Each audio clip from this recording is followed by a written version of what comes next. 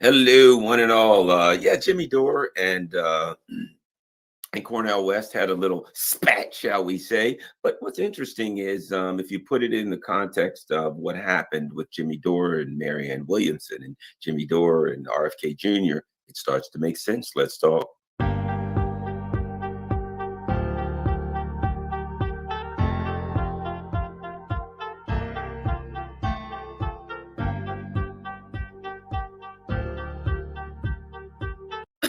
I'm always playing, I'm always at war with StreamYard. Not, I love StreamYard, but I mean, I'm at war with it in that I can't figure it out. It ain't StreamYard, it's me, right? It's not you, it's me, as people say in relationships. All right, let's talk. Let me make sure before I go any further that I got sound and everything's fine.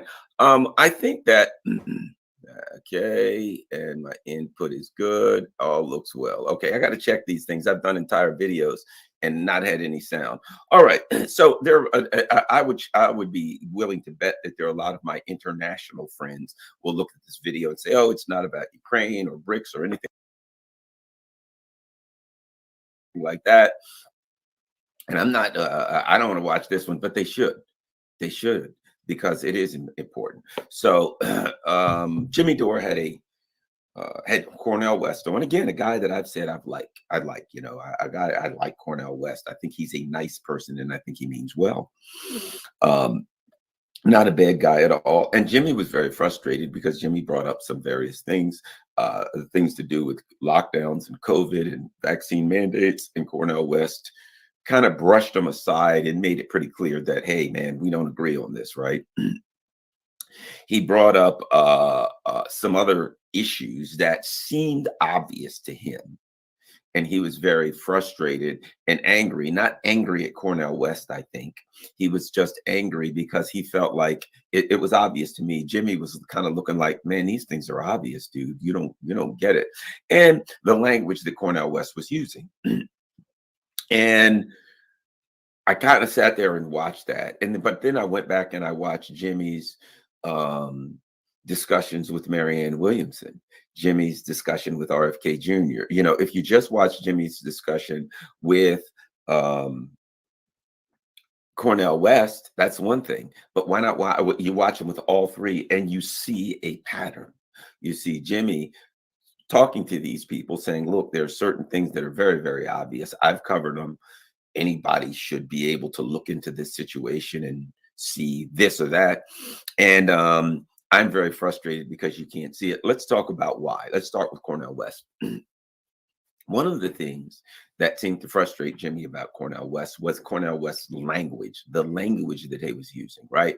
And as Jimmy brought up, he's basically said, you kind of sound like the Antony Blinkens and the Biden people, et cetera, because there's certain words, certain terms, certain phrases they use, right? So the one is continuous use of the words white supremacy, continuous use of the words, continuous, the LGBTQ trans stuff, the certain things that are buzzwords, certain words that are used frequently by the neoliberals, by the neoliberal warmongers in particular, really the worst people on earth. Now, let's separate something before we go any further. Let's separate language from reality. Okay, Tony Blinken et al. Will put up a sign that says "I'm for." They'll put up a multicolored flag on a U.S. embassy, right? That U.S. embassy will be loaded with CIA spooks.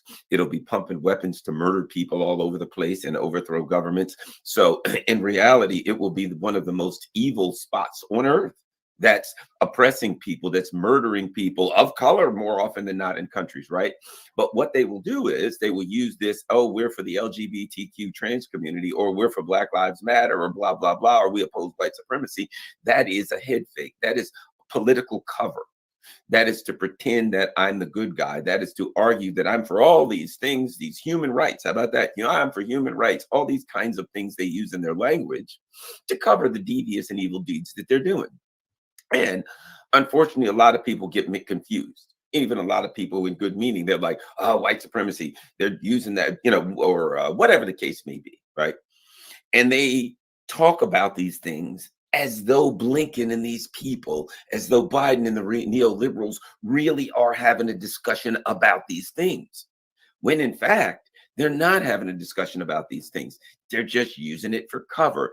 In fact, they're using the LGBTQ people, the trans people, the Black people, etc., as human shields, one could argue, and say they're just using this rhetoric to pretend to be doing good so they can cover the terrible, evil things that they're doing. Okay.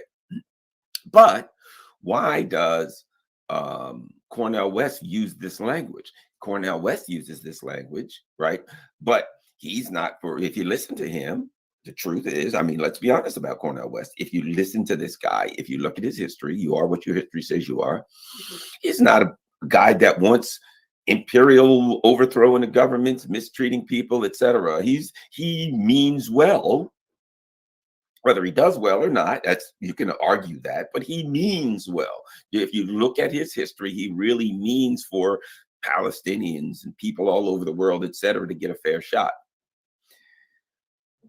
So Jimmy, in hearing Cornell, heard the language, as did we all, of the neoliberals. And the neoliberals use it. It's a false and fake language. Now, here's what's important to understand. Jimmy's point was valid.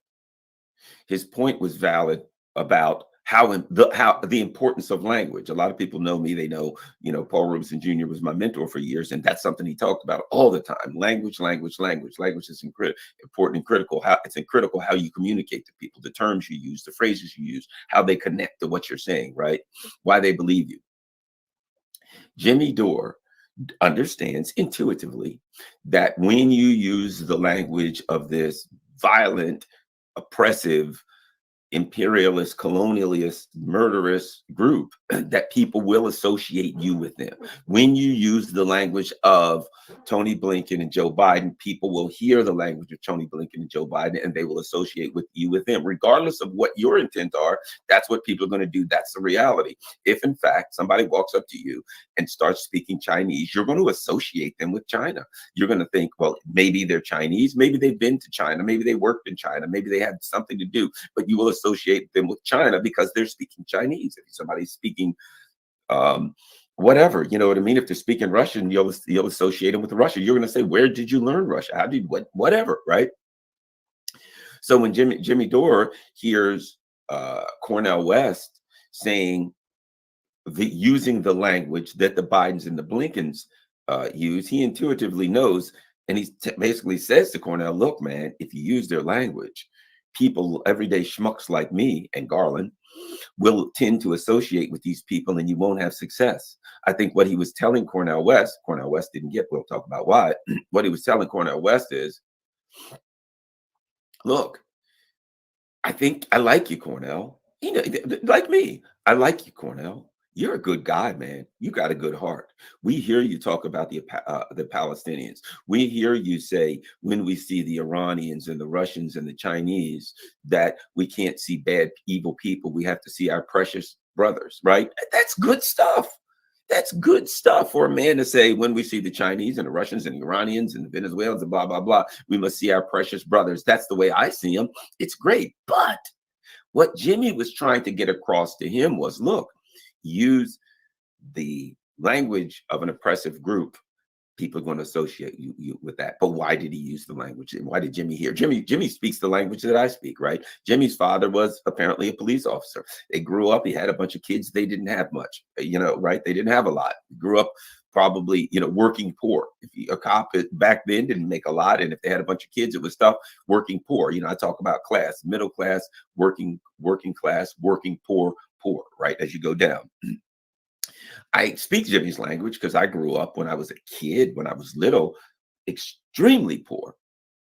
And then as I moved into my teenage years, did much, much better, to the point where I was, probably by no problems about it. My mom had a bus company. She was making far more than most people were, So I understand the concept. I grew up learning the language of the extreme poverty. My dad was a longshoreman, right? Long story. parents weren't together when I was born. My dad ended up in later years marrying my mom. Come together, he was a longshoreman, so he made a decent salary. My mom started a bus company. It worked out real good. She made very well, right? So I understand from poverty, extreme abject poverty. I know what it's like to be extremely poor, and I understand the language that you use and the worldview that you have when you're extremely poor. And I understand the language of the middle class and the upper class. I understand those languages because I've traveled throughout those groups, right? And I understand the frustration of hearing that upper crust language and understanding that working people ain't going to bite that hook, right? And that's what Jimmy was trying to get to Cornell West. But why does Cornell West use that language? Where did Cornell West go to school? Yale. Where else? Harvard, Princeton, right? When you see these people, the Jake Sullivans and these people on the people on Wall Street, when we see these people, right? We see monsters. We see neoliberal thieves and bastards. That's what we see when we see these people, right? When Cornell West sees them, he sees his classmates. He sees his classmates. He sees his alumni from the same college that he does. He speaks their language and he doesn't speak a different language. You see, he's not just a member of academia. And I'm not saying this to denigrate Cornel West. As I said, I like him. He's using the language of let's just say the language of the oppressor. And I don't mean oppressor of Black people. I mean oppressor of the world, right? The neoliberals. But if you lived in China all your life, you're going to speak damn Chinese. If you lived in Russia all your life, you're going to speak Russian. And if you went to Harvard and Yale and Princeton, you taught at Harvard, you're going to speak Harvardese. And Jake Sullivan and Blinken and all these other people, Rhodes Scholars, you name it, right?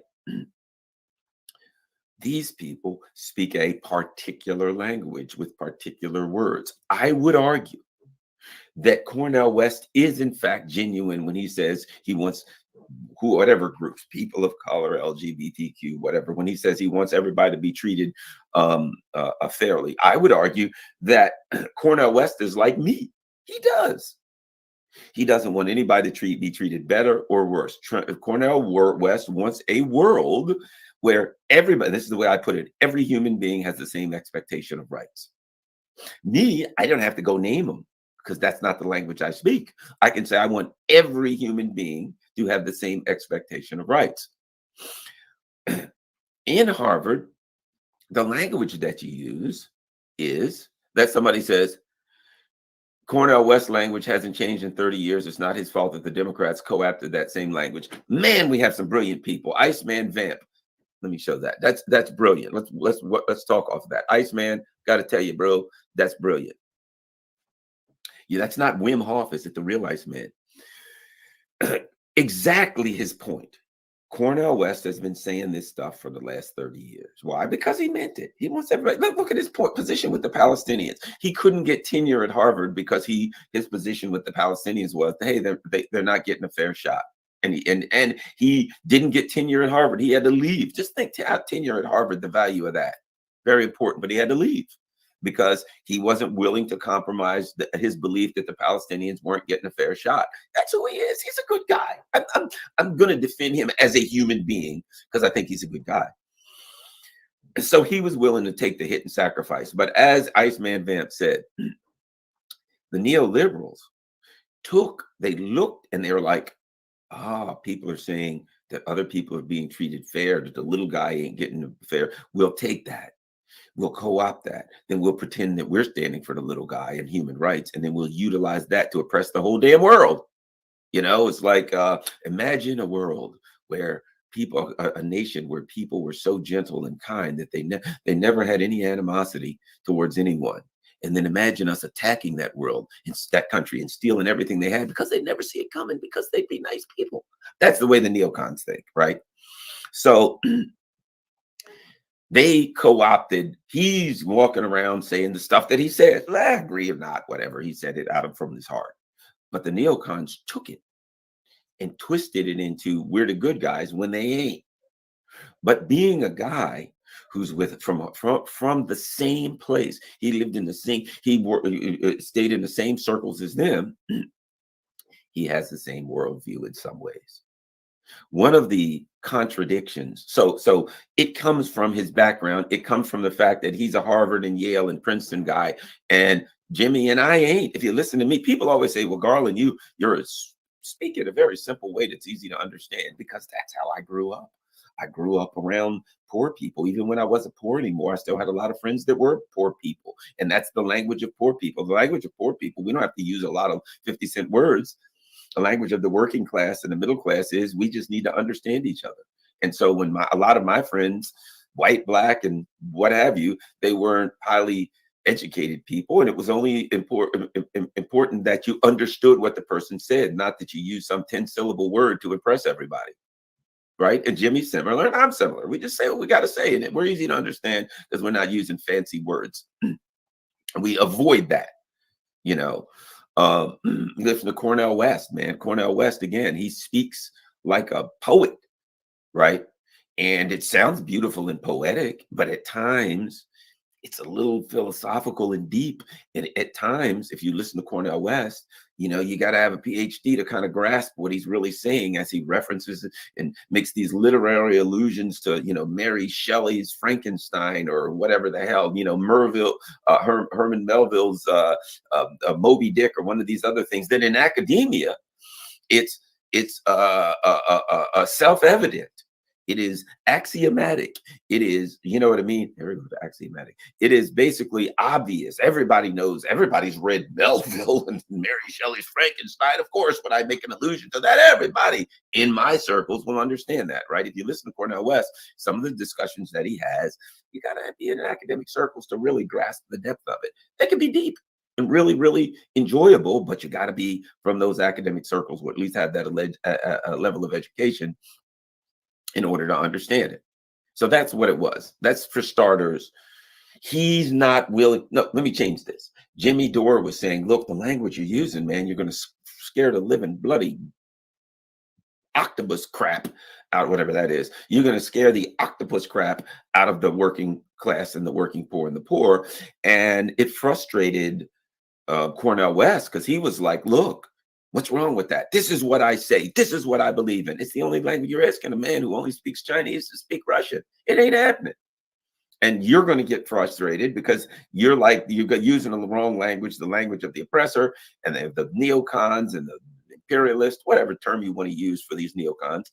And he's going to get frustrated because he doesn't have another language to use. He doesn't have another option. That'll like be asking me to speak Cornel Westian, which probably I kind of maybe could, but he couldn't speak this.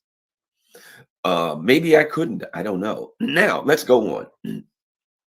The other thing that I brought up, and I think it is important, is if you look at this simply like, hey, he clashed with Cornel West, that's one thing. But let's take it deeper. This is what nobody else is talking about. Didn't he clash with Marianne Williamson? Jimmy Dore had Marianne Williamson on. That didn't go so well. Had RFK Jr. on. That didn't go so well. Why is that he brought these three people that were running as outsiders, and every time it didn't go well? Because one of the issues going on here is that the U.S. empire is being exposed by its own contradictions. There are some massive contradictions here. And to expose those contradictions puts you outside of the acceptable range of discussion, outside of the Overton window, right?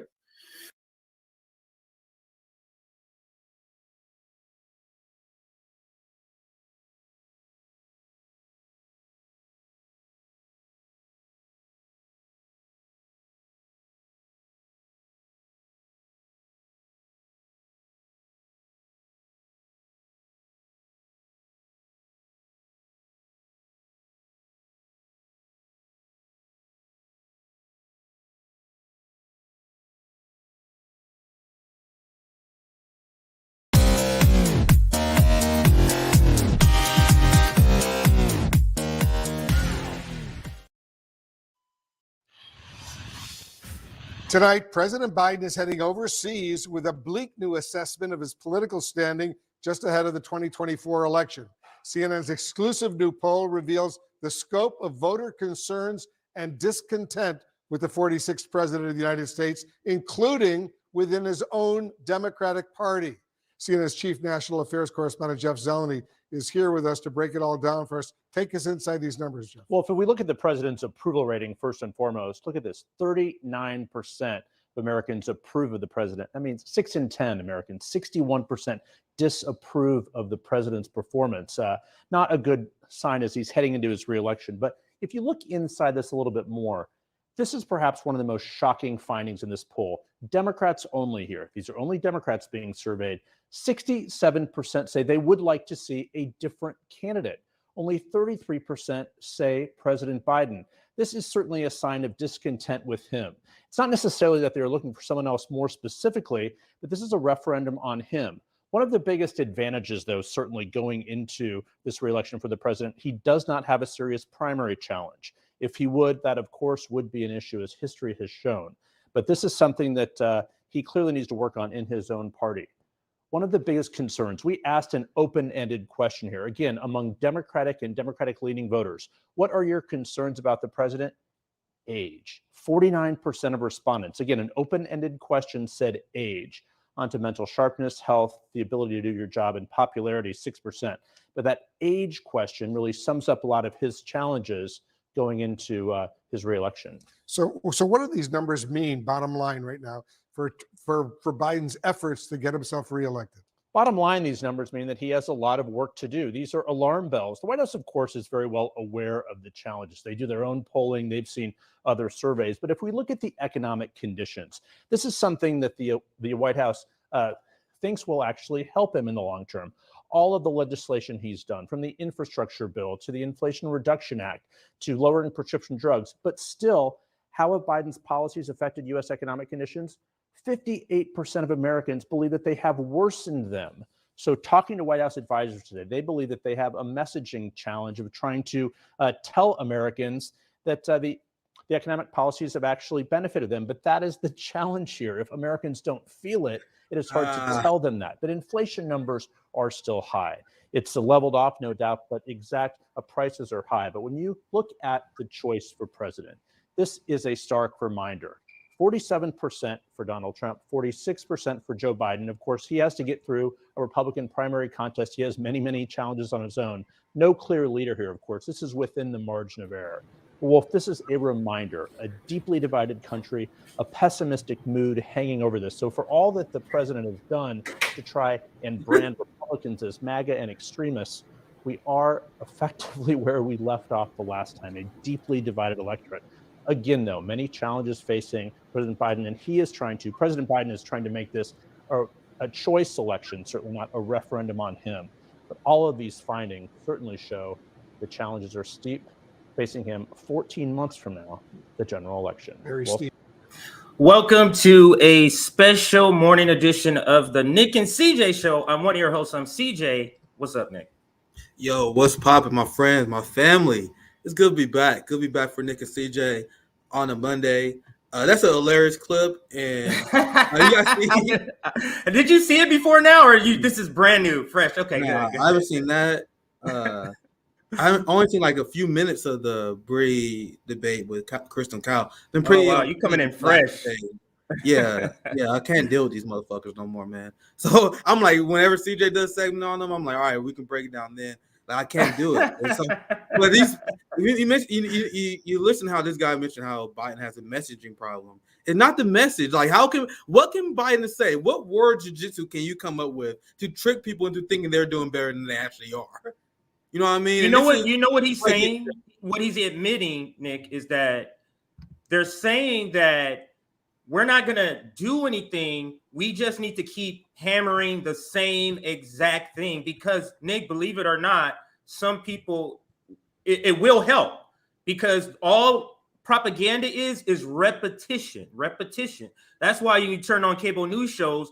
Every single hour, they're covering the same stories with the same talking points, just a different host. So it's laughable, Nick, that. But do you think this is going to cause the Democrats to change course? Do you think I mean, it isn't a democracy, right? And your constituents are saying 66 out of 10 are saying, "Oh, we don't want this guy." Do you think they're gonna keep him, or you think they're gonna say, "Fuck you guys, vote or die"? There's these polls where Democrats say we don't want Joe Biden to be the new nominee, and the response of the establishment is, "Oh, you sweet summer child, you think we care what you want?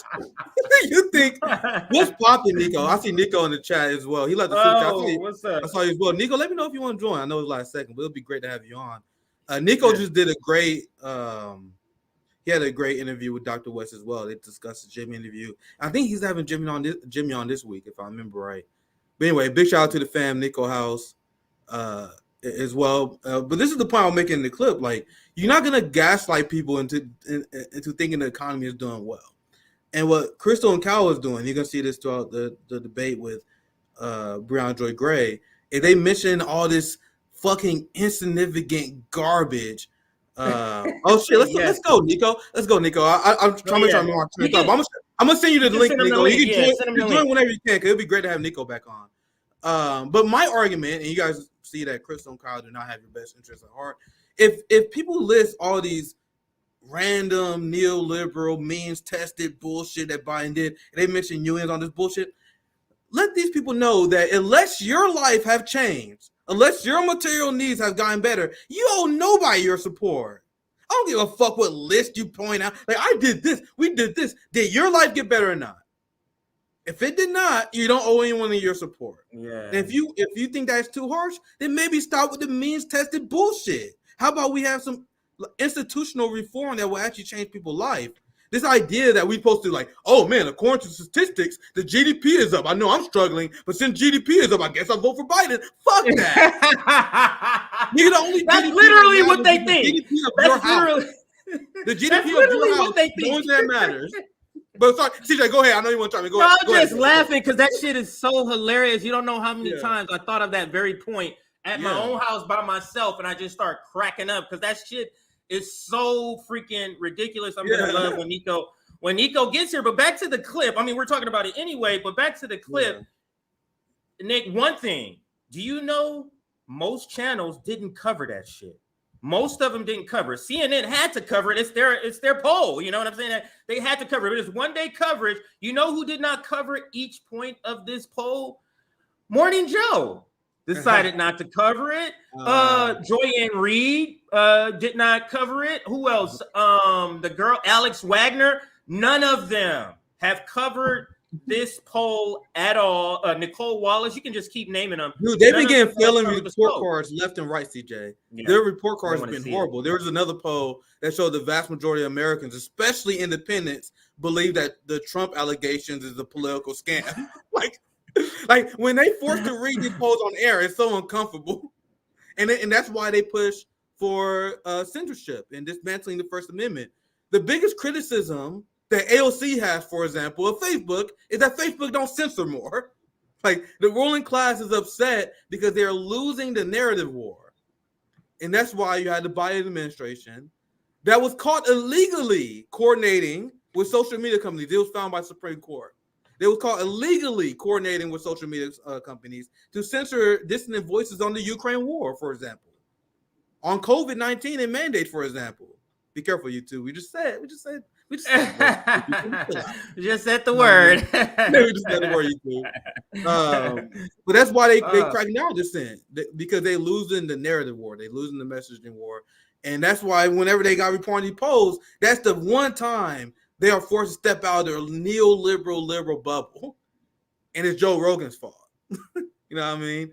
It's our fault. And it's another thing that's kind of, to me, that's compounding this is that actually it's shown in this poll, because they actually asked him about his age. And I'm understand age is a pseudonym for his mental health. Instead of saying how he clearly has dementia, they're using the word age to sort of substitute for that. And the reason that fails is because when you compare it to Trump, only 3 years younger, Nick, he literally has 20 points or less, 20 points more less. So Biden is like in the 70 percentile as far as age, like I got a concern for I saw the poll. health. And then Trump is like in the 50s or and late you saw 40s. Morning Joe coverage of this. They were like, "How can Americans be so dumb? They say they are upset about Biden's age, but Trump is only 3-4 years younger." Yeah. Fam. There was a Trump rally the other day where this motherfucker gave a 1 hour speech, and then there was like a 20-minute segment of it where he went straight off teleprompter. And CJ, the only reason I know this because the liberal media was reporting on it, and they were using it to talk about how unhinged Trump was. They're like, "Hey, here Trump off the cut for 15-20 minutes. He tossed his teleprompter. Trump is so crazy." But can you guys imagine Biden speaking for 2 minutes without a teleprompter? Trump gave an hour speech, and like a third of it was him just riffing. So the concern is not age, as you said, CJ. It's mental acuity. It's how sharp you are. So that's why they use age as a way to filibuster that primary concern. But I will also say, and we mentioned this many times in RBN, you guys realize the age criticism is the best thing to happen to Biden. The best possible thing that could happen to Biden is Americans being concerned about his age. Why do you think CNN cover it all the time? Why do you think MSNBC will cover it all the time? The number one thing they want is for people to think that the number one criticism of Joe Biden is his age. That's why they go to it. Look at these ages, Gen Z, millennial. Boom. Look at these people that are just ages against the boomers. You guys know we're making it's all about age war. But I told you guys many times that's the least of our concern regarding Joe Biden. And I put this list together. I told you, CJ, I was going to update this list here soon. Yeah. Because when we talk about Joe Biden, and this is just a mini segment, when we talk about Joe Biden, we talk about how the evils of Biden. Like, you lose track of it. And I think it's important to go through this before the Krystal and Cal debate with Briahna Joy Gray. You can see how ridiculous it is for anyone who considers themselves to be part of Bernie Sanders' left to apologize for this guy. So, if you guys be patient with me, I'm gonna lead out this list. I typed this list. I woke up early like I always do. I'm a grandpa. I always wake up early. So I was twisting and turning my bed. I was seeing the debate a lot of the Bernie Sanders Democrat left were having with the real radical third party revolutionary left. And they was talking about fucking nonsense when it comes to voting for Joe Biden. What happened to being an advocate of human rights? What happened to being an advocate for peace? So you bringing up and this is what Krystal and Cal did all the time, a little bit spoiler. From the little bit I saw, they were bringing, well, do you know Joe Biden did this? Cal was like, why don't you guys give Biden enough credit? What Biden did is completely irrelevant. The bills he passed has been completely irrelevant because this is the evil as human rights advocates that we should fight against. Krystal and Cal, Bernie Sanders, AOC, Ilhan Omar, the entire Bernie media industrial complex, they are weak on corruption. Can you guys repeat after me? Because I've been seeing a lot of people go back and forth with these people. That's all you have to say. Krystal, Cal, Bree, this is what you should have said to these people. You guys are weak on corruption. At what point do we accept corruption as an acceptable flawed trait? Cal and Krystal like, yeah, you guys got some issues with Biden. Yeah, you guys are a little bit concerned about corruption. No, that's the fucking thing. So I would say, like, hey, I understand that you're weak on corruption, but I care about corruption. I know that, Cal, you're weak on war crimes. You're weak on imperialism, but I care. I really want you guys to adopt that term. Because I have, and that it freaks them out because you calling them out on their lack of moral consistency, right? So I see you, Nico. I'm going to bring you in here after this. I would love to get your take on this. But I'm going to read this out. This is the reasons why you don't vote for Joe Biden. He's the Nord Stream pipeline bomber, the biggest eco-terrorist in human history. And I'm going to go through each one of these fast. Proved at the Willow Project, broke the rail strike, gave federal contract to union busters, sent COVID-19 relief to the police, funded ICE to record levels, $6 billion more than Trump. You guys know RB is like the only channel that reports on that, by the way. Illegally pressuring social media companies to crack down on free speech, fighting proxy war with Russia by sending weapons to Nazis in Ukraine, stealing billions from Afghanistan, starving their people. We're going to get to that soon because you guys see that Cal loves to give Biden credit for Afghanistan. So hold that thought. Absolutely unhinged China policy. And CJ, I typed absolutely unhinged China policy because I didn't know how to describe it in like one It's so much. like, there's so much to say on China. I'm like, all right, I'm gonna just say he's unhinged. You guys get it. But you can literally make like 10 bullet points out of this one alone. But I didn't want to pad the list. I was like, all right, let's keep it simple. Let's move on. Sent weapons to Taiwan. Sent nuclear submarines to Australia. I want to add, he also sent nuclear submarines to South Korea. Big shout out to Didi, my friend. I didn't know that until she sent that to me. It's like, he did this too. I'm like, what? How did I miss that? But that's another thing that I'm going to start mentioning. He sent nuclear submarines to South Korea. Fucking psychopath. The Hunter Biden pay to play corruption. Once again, I got this far before the list. I got this far into the list before I even mentioned Hunter Biden, by the way. Hiring Neera Tanden as the White House domestic policy advisor, hiring Anthony Blinken, hiring Lloyd Austin. I will also add hiring Elliot Abrams. I forgot that at the time. Full-fledged support of the genocidal state of Israel. Pushing the privatization of water. I just covered that in the hotspot video. His insulting Maori response. Said he would veto Medicare for all. And most importantly, Kamala Harris may be president. Like, So I want you guys to understand that if you take just one of these things, that'll be enough for me not to vote for him. I'll include a few more that some people remind me of. He stole Iranian and Syrian oil. I'm going to cover that soon. Escalated the Cuban embargo. You had Cuba that literally said that no one is enforcing the Cuban embargo harder than the Joe Biden administration. Actively trying to kill Julian Assange. Bomb Somalia. Cut SNAP benefits.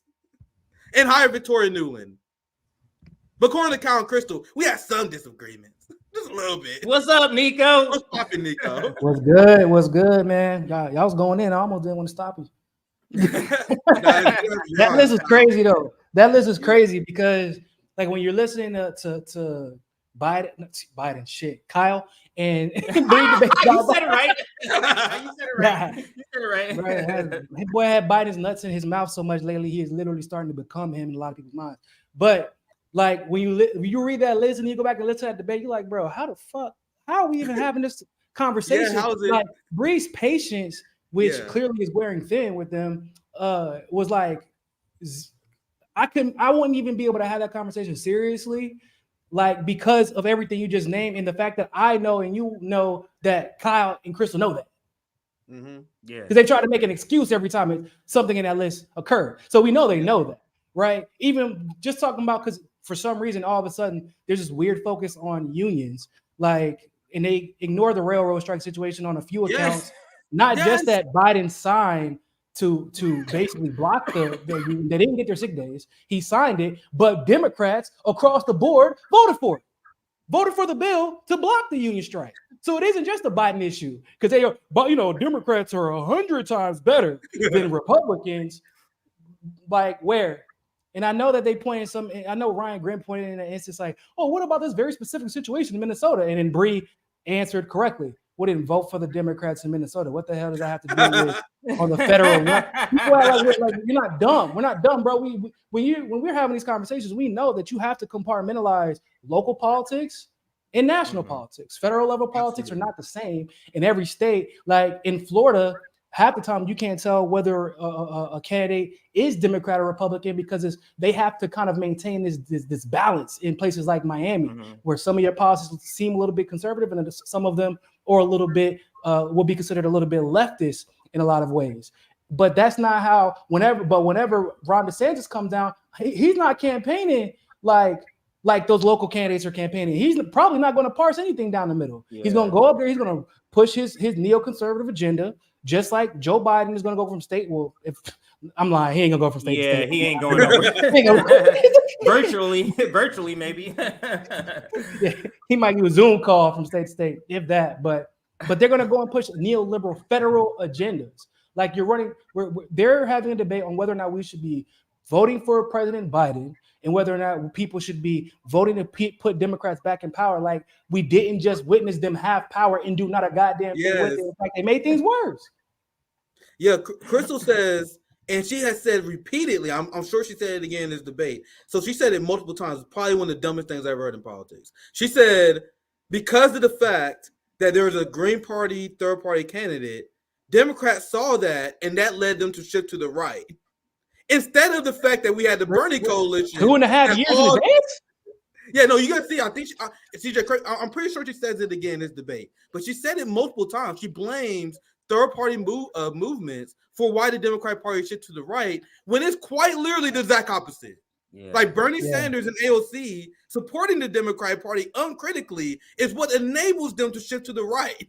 But they blame, it's Jill Stein or 0.3% is what made Joe Biden abandon all his progressive campaign strategies, which is why I'm glad that we have Nico here today, because I'm interested in hearing your rebuking of this ridiculous debate. Yeah. Go ahead, Nico, you want to chime in. Then, after that, go ahead, and then after Nico, I'll pass you, CJ. Yeah, I mean, so first of all, that so Cornel West running first announcing in the People's Party and then running third party is why Biden and the Democrats moved right 3 years ago. Like, I'm confused. Like that, like, you know what I'm saying? Like, they were sending money to neo-Nazis in droves, like the moment that Biden got into office. That's the shit that be getting on my nerves, bro. It does. Like, they say this stuff, and then someone says that we're being Aggie, like we're the ones like we're tripping because of us tripping about the clear transformation that they've had that can only be seen as money driven. There's no logic to it. Hell, they're not. Well, at least Kyle feigns emotion, but Krystal doesn't even pretend to be like that. She cares about any of it, right? Like, it isn't like their lifestyles are being negatively affected or impacted one way or the other. What it seems like to me is y'all picked a side because this side was the lucrative side. This is the side where you're getting donations from, you're getting investments from, and you're working backwards from your conclusion because you don't want to end up in the same boat as TYT. In fact, you can you could tell they're clearly trying to usurp TYT. Like, that's what they're trying to do by adding Ryan Grant or whatever. Yeah. But like, at the end of the day, Dr. West, his campaign, libertarian campaigns, whatever, that ain't got shit to do with the moving right. Like, it's like what you said. The fact that Bernie and AOC and the squad and anybody who considers themselves to be progressive, they got all this power. And Bernie specifically has significant influence with his seat in the Senate. Like, this man has he had one of the most powerful positions in the Senate when that was seemingly his compromise. And he didn't do anything with it. In fact, he kept telling us basically that we should ignore everything that's happening. That's basically what has been taking place. Is Bernie keeps pointing over here instead of pointing at the Democrats every time Biden and the Democrats fuck up. Like, that's what pisses me off. And because they know, they've already made it very clear, AOC, the squad, Bernie, and the like, they've made it very clear that they're not going to try to hold them accountable. Then it's very easy for me to keep moving right. Why would I not if I'm a neoliberal? Absolutely. This is the That's same been their argument strategy since the Democratic Leadership Council came together in the late 80s and early 90s. That was the strategy, is we have to be more conservative than the conservative party, but pretend like we're being more liberal. That's literally what the Democratic Leadership Council was based on, because they kept getting their asses handed to them. But like, at the end of the day, what it really was is y'all kept getting your asses handed to you because you were lying. You were promising things and lying. And then they got the Democratic Leadership Council put together, which, by the way, we haven't had a president that hasn't had a VP or the president as part of the Democratic Leadership Council since the Democratic Leadership Council was created. Literally. Like, as far as Democrats are concerned, we've never had a Democrat win the presidency that wasn't a part of the Democratic Leadership Council. Yeah, people think this is a democracy. You sweet summer children. All right, so yeah, we're gonna dive into it and get the video up. But before we do that, I do want to take just 10 minutes just to explain what's happening with Cornell, because it's not a segment really at all. It's just an announcement of what he did, what's going on, and then we can give our take and move on to because the Bree interview is gonna take a while, Nick. I'm trying to tell you, man, you are not prepared, sir. Dude, I watched literally 2 minutes of it. I watched a 2-minute clip of it. I'm like, nah, I know we're probably gonna cover it. I watched it, then I can't deal with it. Yeah. I was like, I can't watch it twice. Like, I can only watch this shit once, and I'm gonna watch it when we cover it. And these people are, I can't. Yeah. I do think it's important to expose these people, to debunk the argument, and also equip you guys with the knowledge of how to debunk these arguments. So, and not just so much like Krystal and Cal, but I think these segments are important. So if you run into a Krystal and Cal in the wild, you know how to debunk their bullshit argument. But I do think it's important. Oh no, Ash runs in the wild, Krystal and Kyle. A Krystal and Kyle Jr. Some people call him a vanguard. It depends on what you're. We'll go ahead, CJ. All right. I'm just gonna read this. We can start here, Aaron, with the segment. So Cornell West picks Peter Daou to be his campaign manager. I'll read the tweet. And okay, before I get into the suspicious part of this, I am so very blessed to have my dear brother Peter Daou as my campaign manager. I welcome him to our campaign and movement. We will work together for truth and justice. And then it just goes into just the same thing, welcome in, and some news clippings and all of that. And needless to say, there's been good and bad reaction to this. It's about at 2,500 likes right now, but I'm telling you, when you look through here, there's about half that's good. There's about half that's not so good. And I do want to start with mine, my reaction to this. And this is my reaction. I'm officially out of the Cornell West camp because to me, this is a bridge too far. This would be like hiring a former fossil fuel CEO to lead a climate change initiative. Not doing it. I don't care how much rebranding. I'm a different person. That's fine that you're different. That does not mean you should be leading anything at all. It's fine that you're different. So for me, I'm out of the camp. That means campaign. That doesn't mean I'm not part of sort of building a movement. I'm part of the movement, but as far as who I'm voting for, who I should say you be voting for, is I can't with good conscience say, hey, go do this with Cornel West when I can see this person like with power. It's not like he's just in the background. A person with power, I can't do that. So for me, I'm gonna be supporting the socialist candidate. But again, this is just the candidacy I'm not supporting. If there's any sort of movement that evolves from this after November 2024, when the campaign manager is not a thing, then of course I will be there right in the movement. I will be right there starting and continuing this movement. But as far as campaigning or anything like that, there's just no way. This is akin to Nick Briahna to me.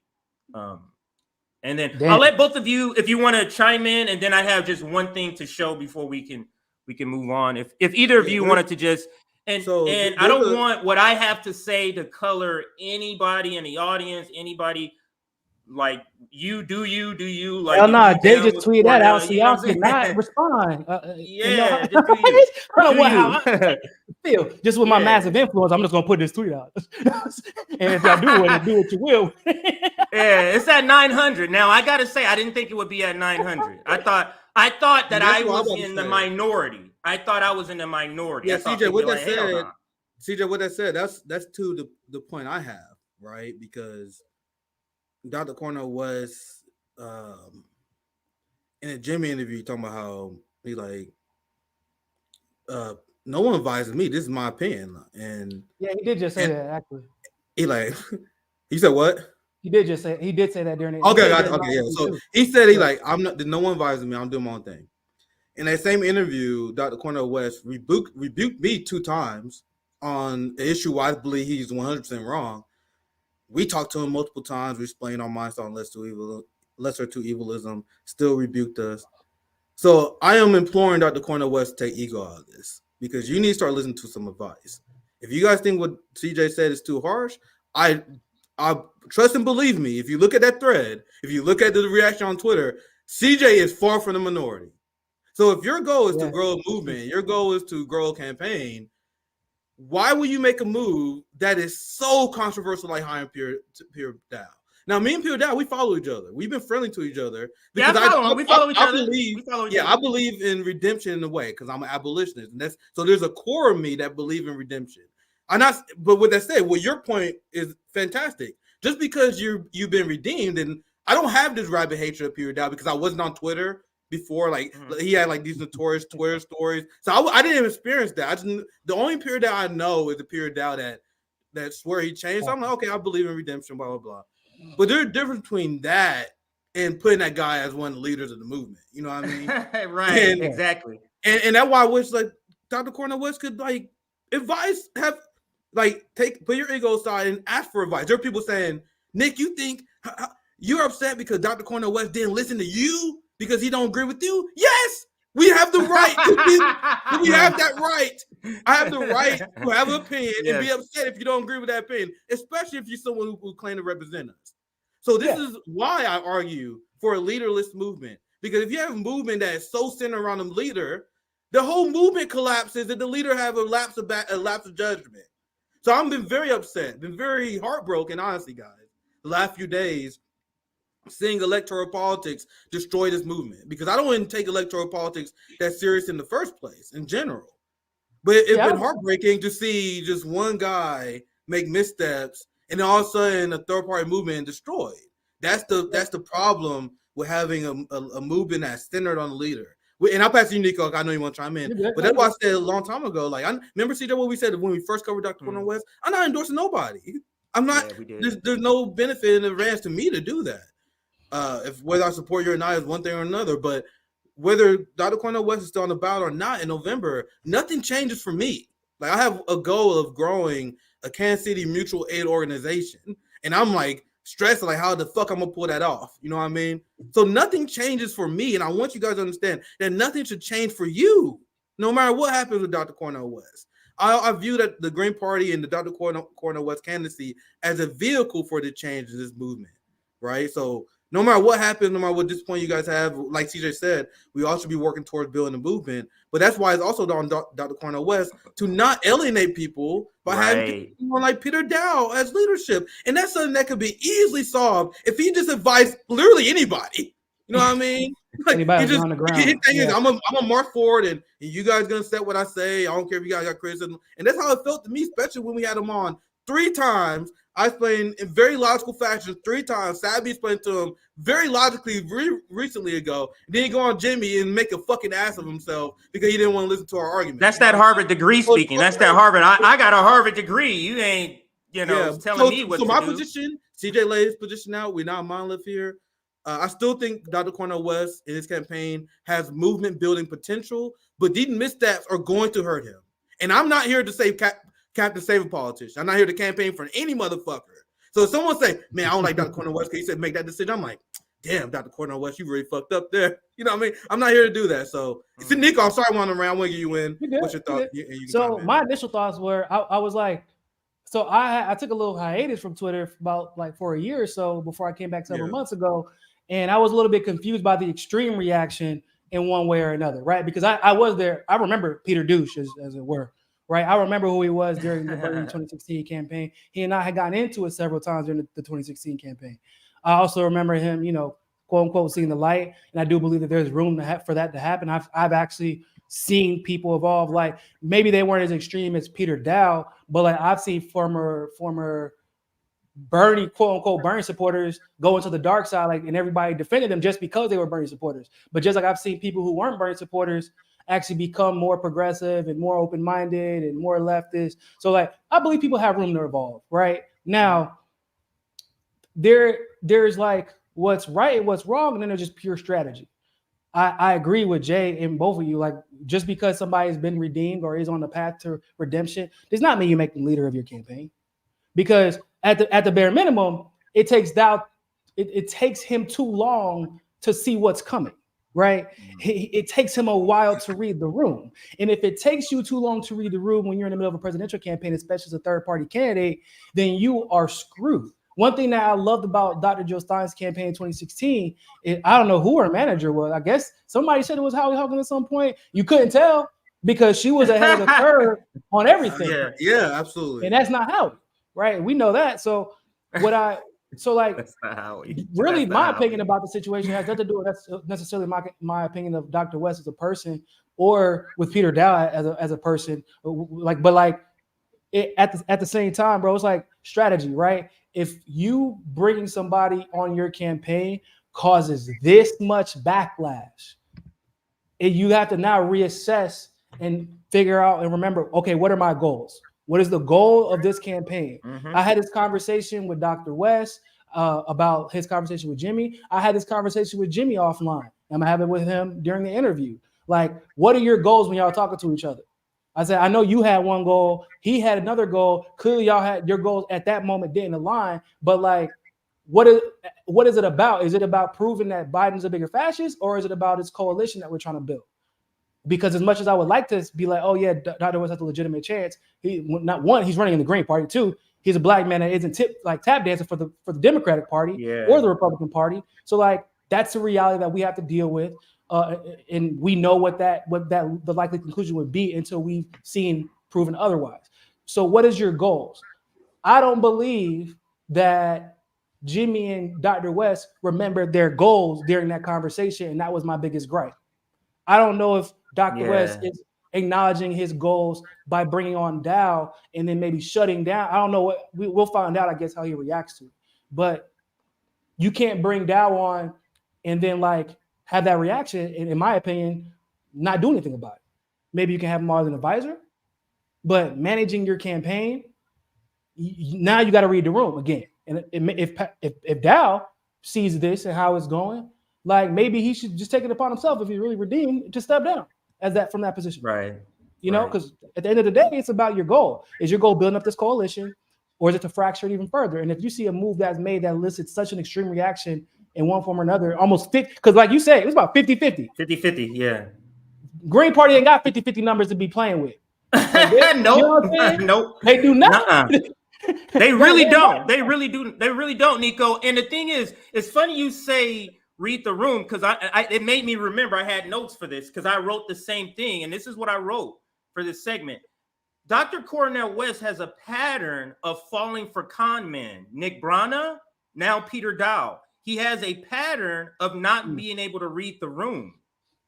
And his political instincts, in my opinion, are just, they're just not there. And I was so frustrated when I heard this news about him, Nico. Man, like literally, I was ready to punch a wall last night. My wife and I was just like, man, it's like we can never get a candidate on the left that has it all. It's always so, oh, you got all the technical side. You know how to run that shit. You got all the logistics. But man, your charisma is terrible. And then we got Cornel West, where he has the charisma, he has the policy on point. Organization, not so much. And the ability for con men. Now, this last time we had it literally with Joe Stein. It was literally Joe Stein was the last time we had it, really. And the reason he could be this way could be his Christian belief, because my mom is this way, because it is not good. It is not good when you go on Meet the Press and you tell the host of Meet the Press you're doing a great job. That's a freaking propagandist. What are you talking about? You can't go on Anderson Cooper and talk about you've been doing great work. Yes. Right. Yes. I didn't see that. The reason when he goes on there, he always give him a compliment. America that's not going to vote third party because of people like Anderson Cooper. Right. So he's going around saying this stuff, and it's like, bro, I get Christian, you want to be, but you understand, Hitler was a person, he's human, but you can't go around referring to him other than a terrible person. If you do anything outside of that, I'm giving a very, very, very radical example, but you get the point. Go ahead, Nick. You wanted to chime in right there. Go ahead. Yeah. So to your point, CJ, because it's a fantastic one. When you have a third party left candidate, and I'm talking about we're trying to do something that's never been done before, you need to have a candidate that sounds fundamentally and utterly different than Democrats, Republicans, and two-party duopoly. I mean, you need to say stuff that has CNN and MSNBC like, what? Like, you guys remember when I was on the Hill and Robbie's like, what? Like, whenever I go on these appearances, people are like, what? Like, that's your language, the way you talk, the issues you prioritize should be way different than any Democrat. Any different. So, when you talk about Biden, I love the way you said the prioritization of the issues. That is what is extremely important. Because shock value matters when you're a third party candidate, bro. Like it does. We don't. Should it? I don't know. Maybe not. But when you go up there and you're saying, even so, for the difference is, and I don't mean to interrupt you, but the difference between Jimmy Dore says one of his criticisms was like, oh, it's ID Paul. Now I disagree with Jimmy that every conversation about race has to do with ID Paul, and I feel like that is a false. It's false equivalency. But I understand why he says it, right? But my thing is, what Dr. West has to also understand, even though Jimmy maybe not have conveyed it the best, but what he has to understand is, okay, so you're going to say the same thing that Kamala's going to get up there and say? Yes. Like, what's the difference? Why don't they just vote for Kamala? And what we're going to say, well, or what they're going to say is, well, what about our policies? Whatever. What about blah, blah, blah? Yeah, that's too much for most Americans to get around, right? Like, you're not saying anything different.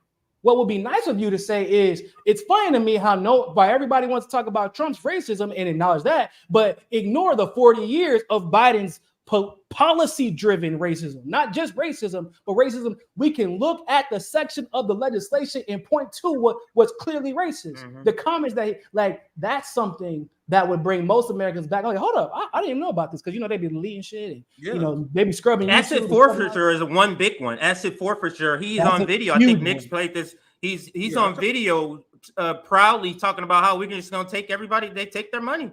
Yeah. It's confiscated. Go ahead, Nick. Yeah, I talked to Jimmy a bit after the interview, and he said that was a lot of the frustration was that when he talked about white supremacy, he sounds just like a Democrat. Like, for example, like Jimmy and many of the people that are on the right or independent right that watch RBN, do you guys get mad at us? Because we say that Joe Biden is one of the most anti-black politicians in the modern era. We talk about the crime bill, how anti-black it was, how U.S. foreign policy harms black and brown life. That's technically identity politics. Like if you talk about Palestinian rights, like, isn't Palestinian rights technically identity politics? But it doesn't make you roll your eyes because it's an important issue, right? So when we talk about identity politics, there's so many right wingers who don't roll their eyes because they see that I'm coming from a material angle with no contradictions. So yes, I think Donald Trump enables white supremacy, but also going to call out Joe Biden for being one of the biggest enablers of white supremacy in the modern era. But that's what gives you legitimacy. That's what gives you legitimacy is because you're saying both, Nick. Yeah. And that's what we keep trying to get Cornel West to understand. Go Exactly. ahead, Nico.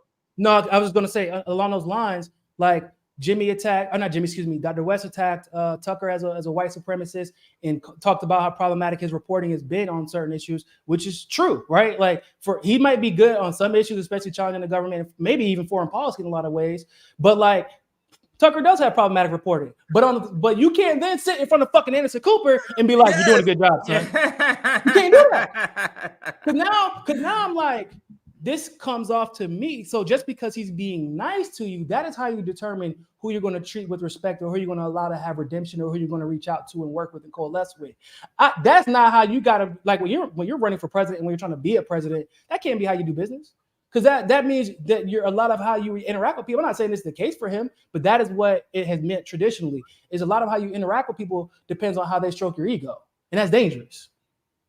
Because they say some nice things, and but also you ignore the other shit that because Anderson Cooper was CNN was problematically reporting a lot of those George Floyd and Eric Garner protests. Like, CNN was saying that Russian propagandists were propping up the protests. People forget about that. Like, that happened. And so you can't be like Tucker Carlson's a white supremacist and he's problematic and and then ignore what we've historically seen from Anderson Cooper. Like, even regarding the campaigns that Dr. West has been a part of. Yeah, CJ, just for sake of time, I think that was a good intro.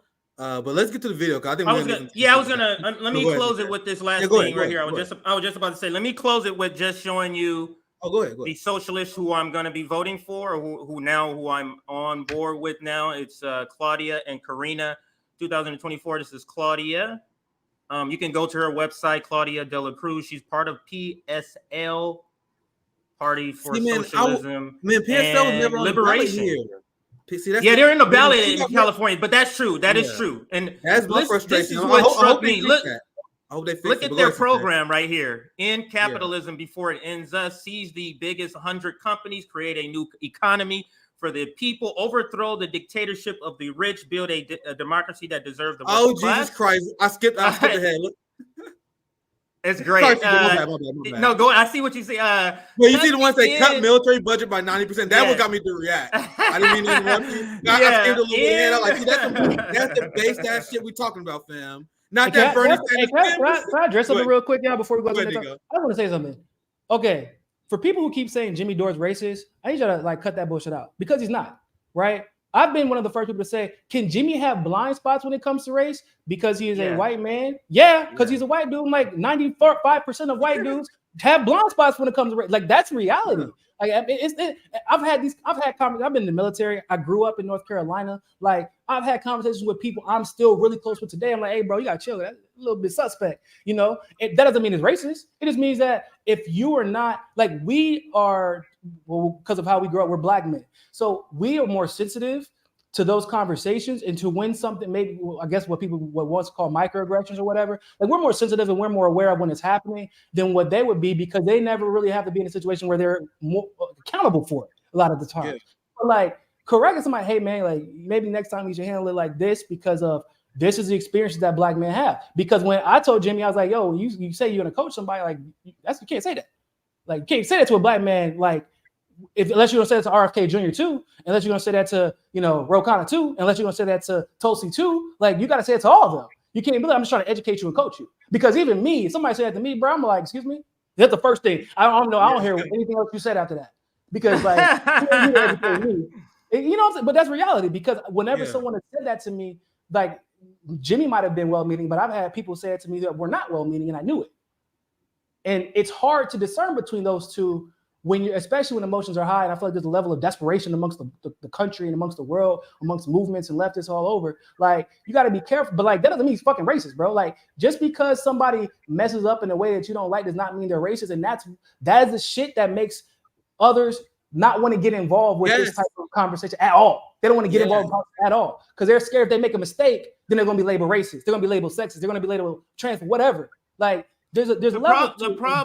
The problem, there's so many, we have to understand, we are literally living in a country where people are the least educated on race on purpose. Do you understand that? On purpose. Most propaganda. People, this is what I was just about to say. You know, all the propaganda about race, that there's no racism, that's not for us.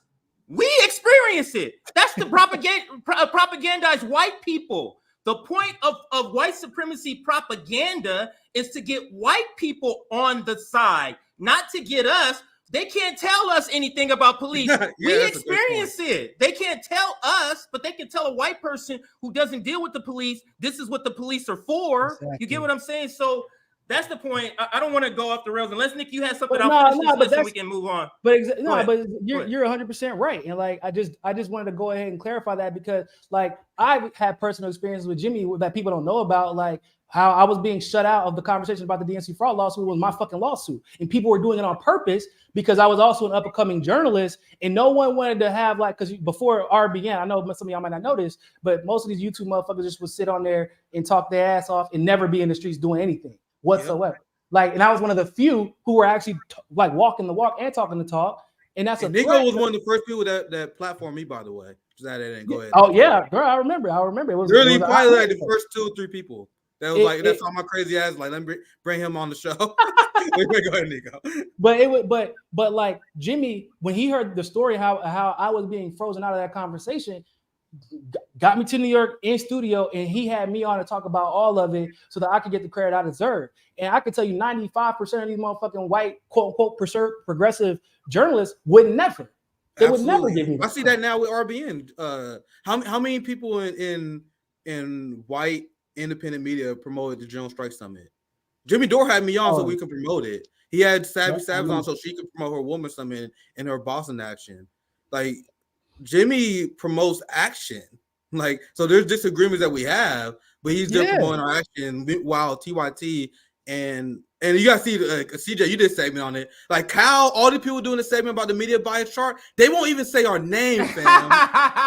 they won't even say our fucking name. That Kyle but Jimmy will have us on to so we can share our black radical ass politics, right? So once again, there's levels to this shit. Like when you guys say that Jimmy Dore is racist, like you guys, like Dico said, delegitimize the real struggle for racial equality because Jimmy's not the enemy of racism. I promise you. I promise you. Like he's not Jimmy's a racist. What is Biden? You know what I mean? The one you vote for. If Jimmy's a racist, what is the Klan? Like you guys literally undermine. And I did many segments about liberal identity politics where you guys drive me crazy because you undermine the struggle that I care about. I care about calling out Exactly. racial inequality, and I care about calling out white America for their contradictions. But calling Jimmy, who calls out the military-industrial complex, he's like the only guy that does anti-cop video who's white on YouTube. Like, That is only very person. true. That Like, is there's hey, one even person amongst that's progressives, we- bro. Even amongst gotta We get got to the video, yeah. Yeah, We we gotta got get to the Go ahead, video. my bad. All right, so cut the military budget by 90%, and then end the war on Black America, defend women's rights, full equality for LGBT, and save the planet from capitalism. That is their platform. And let's end it there, and we can get to the video. I'm gonna do more on Claudia, and I'm gonna actually, of course, we're gonna reach out and have them on the show, of course, because a lot of people have been asking us, and of course, we're gonna have the socialist candidate on RBN. We just have not schedule it or anything like that yet. All right, so let's get to the debate right here. This is the thing everybody's here for. We're about to hit 1,000 people. Make sure you hit that like button. If we have less than 800 likes, man, come on, y'all. We're about to hit 1,000 people. We should easily have 800 likes. So this is what people want us to break down, this freaking nonsense. So Nico, you've been here many times. I can't see you guys, so anytime you want me to stop, you got to give me a verbal cue. Stop, hold it up right here, and I'll stop the video. Here we go, gentlemen. Special edition, I'd say. Island Friends. Not only is it Krystal Island Friends, it's also sort of like a dual thing going on. We got Briahna Joy Gray in the house, and this will be on her channel as well, the Bad Faith podcast. Little crossover episode. Love that for us. Definitely. Looking forward to it. So we're going to discuss Cornel West's campaign and everything around that. And I just want everybody in the audience to know, because I don't know if we've said this publicly before, that like he's been invited on multiple times and he just hasn't come on yet. And, you know, this goes all the way back to when he launched. Yeah. We invited him on. He hasn't come on yet. You know, will he eventually? I don't know. You know, it's up to him. Ball's in his court. And we had him on before. We had him on before. Yeah, before he announced his campaign. I mean, we're going back to when the People's Party thing launched. Right. We invited him on all the way back then too, and just haven't heard back or anything. But I just don't want it here. And so I want to lay out what my position is, and then Brie, I'll turn it over to you, and you can respond to it. And Krystal, you can jump in at some point and say what your position We'll go through all the things. We'll go through all the things. So here's my, first of all, in the Democratic primary, because I'm a registered Democrat in New York, I will be voting for Marianne Williamson. Very happy and proud to say that. I'm the chief Marianne Williamson bro out there. I'm leading the charge. Now, in New York, I'm going to imagine saying that shit. I thought the recent imagine debate. not being embarrassed saying that shit. I'm still here. I had to step out away for a second, but I'm still here. I can hear everything. But imagine being that fucking absurd that you say that shit on your channel without being embarrassed. Like, Jesus fucking Christ. Oh shit. Oh man. I thought hold on. I thought this was a new debate. 95% agreement with him on policy. And I think it would be nice to get the Green Party in a position where if they become more viable because we get ranked choice voting or something, it'd be nice to grow their popularity a little bit. And when we get ranked choice voting, I think they kind of automatically become a lot more viable. So I'd like to help out in that process. But if I'm in a swing state and it's Biden versus Trump, I'm at the point now where I don't even think it's a tough call. I would definitely vote for Biden because either in that situation. I'll say something real quick. So, and I made a tweet about this that had a lot of Bernie bros upset. Like, people overestimate ranked choice voting. to put it simply, you guys know that ranked choice voting got Eric Adams elected? Yes. And countless neoliberals? Do you guys know that in many states that have ranked choice voting, if you don't rank every single candidate, they throw your ballot out? Yes. Let me repeat that. If you do not rank every candidate, they will throw your ballot out. That means that there are people in New York that there are progressives that were forced to vote for Eric Adams. This is why ranked choice voting is trash, and especially in this application in the United States, because it doesn't eliminate lesser two evils voting. So once you vote for your third party, they get rid of the third party votes for the first round. Guess who's voting for Joe Biden next round? You are.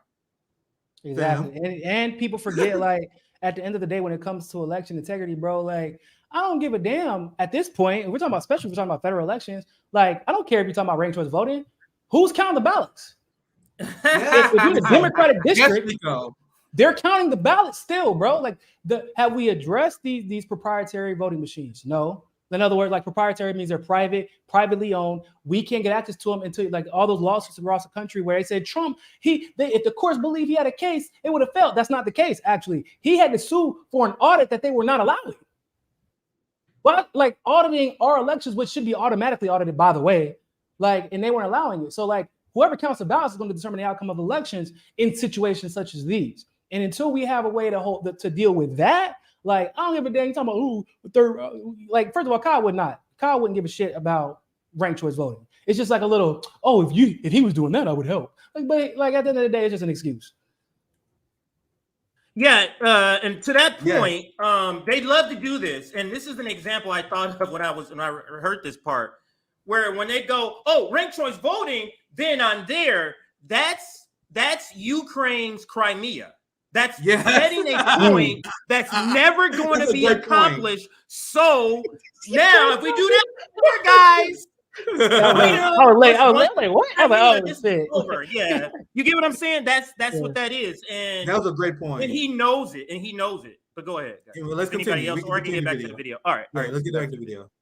Even if other people are running, either the Democrat or the Republican is going to win, and in my estimation, Biden has definitely passed what I would describe as my bare minimum purity test. Oh, and Jesus I think Christ. if it's him or Trump or even him or DeSantis or anybody, he just blows them out of the water. How purity works. I think I'd happily. He says if it's him or Trump or him and DeSantis, Biden just blows him out of the water. Now, this is the part, to me, to your point earlier, Nico. This is not a logical change in your rhetoric. You don't go from saying Biden is terrible, I wouldn't vote for him under any circumstance because of the Iraq war, to saying he's by far, you get what I'm saying? You would just say, I'll hold my nose and vote for him because I don't want Trump. You wouldn't be saying it the way that he's saying it. Bare minimum purity test. Right, bare minimum. So, and somebody else said this, if your expectations for Biden was 0 and then he does 0, isn't he meeting your expectations? Yes. Oh yeah, that's a good point. But like, also my first of all, my expectation for Biden was to be worse than Trump, and he's absolutely met my expectations. If I'm being 100%, like I'm not gonna keep it, like I'll keep it a band with y'all. Like when you start sending money to neo-Nazis as a black man, that's probably my fucking line right there. Like, okay, what are we even talking about? You just showed me you're willing to do anything. Literally anything after that is like, of course you're doing that. And motherfucker sending money to neo-Nazis. Like, oh shit, he just busted up a strike. He sends money and weapons, and nuclear weapons, by the way, to neo-Nazis. Well, I'm not surprised by anything you do after that. So Kyle is lying by omission, right? Remember, that's what they love to do. Because I saw that clip. I didn't know this until I saw this on Twitter, where the Kyle versus Kyle video, where they said Kyle at one point he said I would never vote for someone who was complicit with the Iraq war. Yes. So then he says in this clip that Biden meeting my bare minimum litmus test or whatever, purity test, whatever the term is, right? But what he doesn't tell his audience is that those changed. You're not telling your audience that you should. I used to care about the Iraq war, but I don't care about the Iraq war. That would be him being honest. He's not being honest because he's omitting the fact that his standards changed in order to fit in with the Democratic Party. He wants people to think that these are always left principles. These are the principles that leftists had. These are the principles that he has. It's something that he's purposely misleading his audience on. He don't want his audience to see the Kyle versus Kyle video, CJ. He don't want his audience to know how much he changed. So he keep doing this thing where, this has always been about bare minimum. No, it hasn't. That's why he got his hair blind. So y'all talk about his hair changing instead of his fucking political advocacy. You talk about it like, damn, look at that ugly ass hair. Like maybe if you do that, then you won't ask him like, hold on. I hit this button accident. No, I hit it accidentally. Go ahead. Now I'm saying, like, maybe if you look at how ugly his fucking hair is, you won't be looking like into how horrible he's like his transition has been from. Because like I'm always one of those people like, it's one thing if you hold your nose up and vote for a candidate, but like my rhetoric and my ideology has always been the same. Right. That has not changed. What I care about, what I talk about, what I care about does not change based off of the candidate that I'm supporting at that time if I am supporting one. And that's not the case with Kyle and Krystal. And that's what's most disingenuous. Oops. Or Jill Stein in New York in 2016. I did the same. And I also happen to believe that strategically, it makes the most sense to apply pressure to the Democratic Party by voting for not Biden in a primary. Marianne Williamson is obviously the most progressive candidate in the primary, and then vote for Cornel West in the general. And I know there are a lot of people in my audience who are frustrated by that plan because they think that it takes something away from Cornel West's run, or it affirms the Democratic Party in some way to vote for Marianne Williamson running as a Democrat. I don't feel so. It sounds like Bree is getting pushback in her own audience for that strategy of voting for Marianne Williamson, which is a good sign. It's a good sign to me that so the audience is saying. I feel it's I mean, their audience is not fucking stupid. I mean, yeah, which is a good audience is stupid. Given that we all just enthusiastically voted for Bernie twice in the primary the last 2 rounds, you can make a distinction saying that Bernie was an independent and he always identified as an independent, and Marianne Williamson doesn't have that kind of cloak of distance from the Democratic Party. You can say what you want.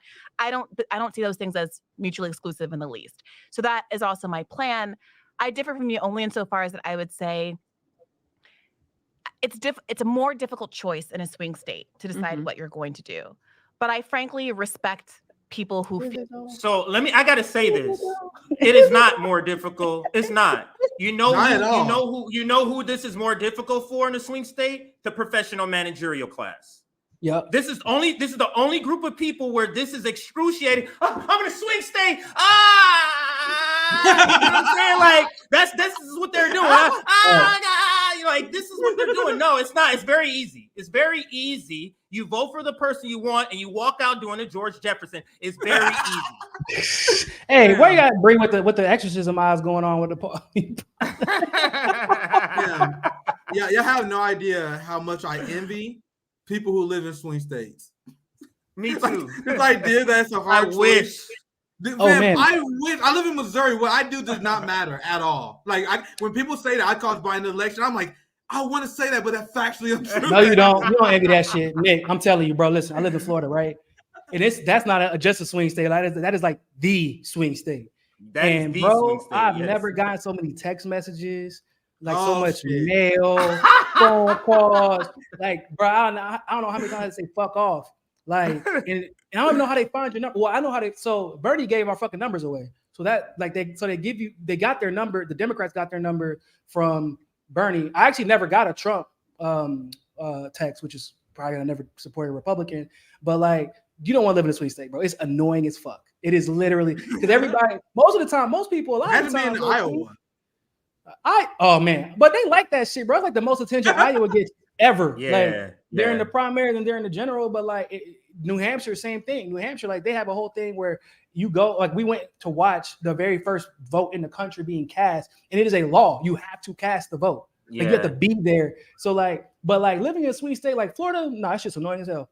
Because everybody's like trying to argue with you in this political conversation. Like, I don't mind the conversations, but when you go into a bar, bro, and the first thing you have, like somebody finds out you talk about politics, that's all they want to talk about because it's a swing state. And there are some people trying to change their mind still, but like it's the political machine just invests so much in annoying the fuck out of you. It is just too much. Yeah, I put a video. Oh, I'm sorry, I just hit it too. It might go out. All right, so let me play it. Feel comfortable. It has not been something that I have to contend with, but I respect people who feel comfortable voting third party even in swing states. And the reason is this, and it goes back to that early bad faith viral Noam Chomsky interview, in which I asked him about a month before the 2020 race. Look, I said, I take your point. Let's say Trump is an existential threat. Let's say that he's a unique threat among all Republican candidates. My concern is that every year, because we all vote for blue no matter who, because most Democrats vote blue no matter who, or most left-leaning people do, the message that gets sent out is that Democrats don't have a bar. You can go as low as you want, as close to the Democratic Party as Republican Party as you want, and there's a ratchet to the right effect. And Republicans know that they can keep being more and more extreme. And so I want you to explain to me what you predict to be the stopping point at which we're no longer saying this new Republican. And this is the question that they never can answer, Nick and Nico. They never address Okay, I'm fine. Let's make a deal. Like, let's say us radicals go to the progressive. Let's make a deal. We'll join board. We're going to do this. This is the deal. As long as you give us the last time we're going to do it. Give us the year, not 2024, 2028. Okay, we give you 8 years. Okay, we give you 5 more years. 2028, they can't give us anything because they know that is the ace they're going to be using every 4 years. Every 4 years, DeSantis. The next 4 years, Tom Cotton. The next 4 years, whoever. That's what they're going to do. Now, before you get back to the clip, I'm going to just say real quick, because she mentioned her debate with Noam Chomsky, which I think was a solid W by Bree, by the way. Yeah. Because no matter if you have a lot of respect for Noam Chomsky or not, you guys got to admit, this motherfucker said some things that have aged terribly. One thing he said, but one thing that he said that has aged terribly was that no matter how you feel about the war crimes, all this other stuff that Democrats do, you got to vote for Democrats because of climate change and the climate crisis. And Joe Biden bombed the Nord Stream pipeline, approved the Willow Project. He fracked. So that's like one of the worst Noam Chomsky takes of all time. And that's why Bree dismantled him in that debate. But let's continue. Is the worst that has ever happened. This new Republican is the worst that has ever happened. Tell me you're not going to be saying the same thing about Ron DeSantis or Vivek Ramaswamy or whatever other person comes down the pike. And he was unable, in my subjective view, to respond credibly to that claim. So if somebody could tell me strategically what the stopping point is going to be of making this argument of the lesser of two evils, I would be open to the idea that, okay, this is the last one. Donald Trump, fine. He tried to steal the election, fine. That is a new line that he has crossed. But absent an acknowledgement that we are creating our own destiny by lowering the bar in these ways, I'm not comfortable coming out and criticizing anybody who no longer wants to be complicit in that kind of a system that's enabled the Democratic Party to not have a primary, treat Marianne Williamson as badly as they've treated her, treat Bernie Sanders as badly as they treated him, and openly come out and say they don't have to hold a free, fair election. The DNC argued that in court. So let me explain a little bit of my position. I think that'll help respond to some of what you said there. And I'm also curious to dig in a little bit more to your analysis of how the Biden administration has actually been in reality. So I'm going to tell you, Krystal Ball in this interview, you can hear, if you listen closely, the privilege in how she speaks. You can hear the condescending nature. You can hear the condescension. You just heard it right there, Nico. You just heard it where he's been in reality. You know what the problem is? White women. What he say? She said white housewives or like suburban moms are like Bernie isn't focusing enough on white suburban moms. That's what he said. And she said it about Bernie. She said it about. I'm like, did this bitch just say? If anything, I can make a legitimate argument that all Bernie gave a fuck about was white suburban moms. If we're gonna be real about the shit, absolutely. So it's not. You don't have to listen that hard. You can hear the fucking $80 million or however much she's worth oozing out of her fucking mouth every time she talks. It oozes so much out of her mouth that it is now in Kyle's hair. It's bleached. All right, but you can hear it right here, and then I'll let it play. But you hear it right when I play it, and I'll let it continue. You said there. And I'm also curious to dig in a little bit more to your analysis of how the Biden administration has actually been in reality. So last election in 2020, I did live in a swing state. I lived in Virginia, still live in Virginia, registered in Virginia. And it did not feel good to vote for Joe Biden. But I decided to vote for Joe Biden, which is something I said publicly at the time. But I said something very similar to you, which is like, listen, this was not easy for me. If you, wherever you live, swing state, not swing state, etc., you do whatever you analyze is the right thing to do. And the reason that I voted for him primarily at that time, even though I thought he had an atrocious record in the Senate, even though, complicit in the Iraq War, complicit in bad trade deals, complicit, like terrible things on crime, all that stuff, right? The primary reason I voted for him was because of the National Labor Relations Board. And because labor politics and building out union power in this country, to me, is one of the most important goals and something that I think we all share. And the reason you keep hearing this, because I remember, Nico, you said, I don't know why unions have become important all of a sudden. It's because this is what the professional managerial class does. They go and study, And then they go, I have the answers to the questions now. So they went and studied and said, oh, we have an answer to sell people, a new answer, a new shiny object, and it's called unions. Look at what's happening with unions, as if the Democratic Party hasn't co-opted unions. You get what I'm saying? Like as if teaming with the Democratic Party, even with unions, is not a good idea for the workers. Also, most of the time we're talking about unions. Where do the unions primarily reside? People keep seeming to forget this. Unions primarily reside in blue, no matter who states anyway. Like, and people keep forgetting that. Like, unions at large are usually being busted up in swing states because if Democrats were consistently good on unions and unions were consistently helping those people in places like Michigan and Ohio, why are they swing states? They're swing states because unions haven't really been helping people in those states because a large segment of those populations used to be union, and some of them still have like some semblance of a union, but like it is like Michigan is nowhere near what it used to be. And when unions were solid and you could count on your union to fight for you against politicians rather than the leadership selling you out, then those states were solidly blue. You know that because a lot of the state itself is blue, like all the major cities and shit are still blue. So like them making this argument about, oh, what about, unions? Yeah, man, fucking, but they've been riding a goddamn union train since the beginning of the last election.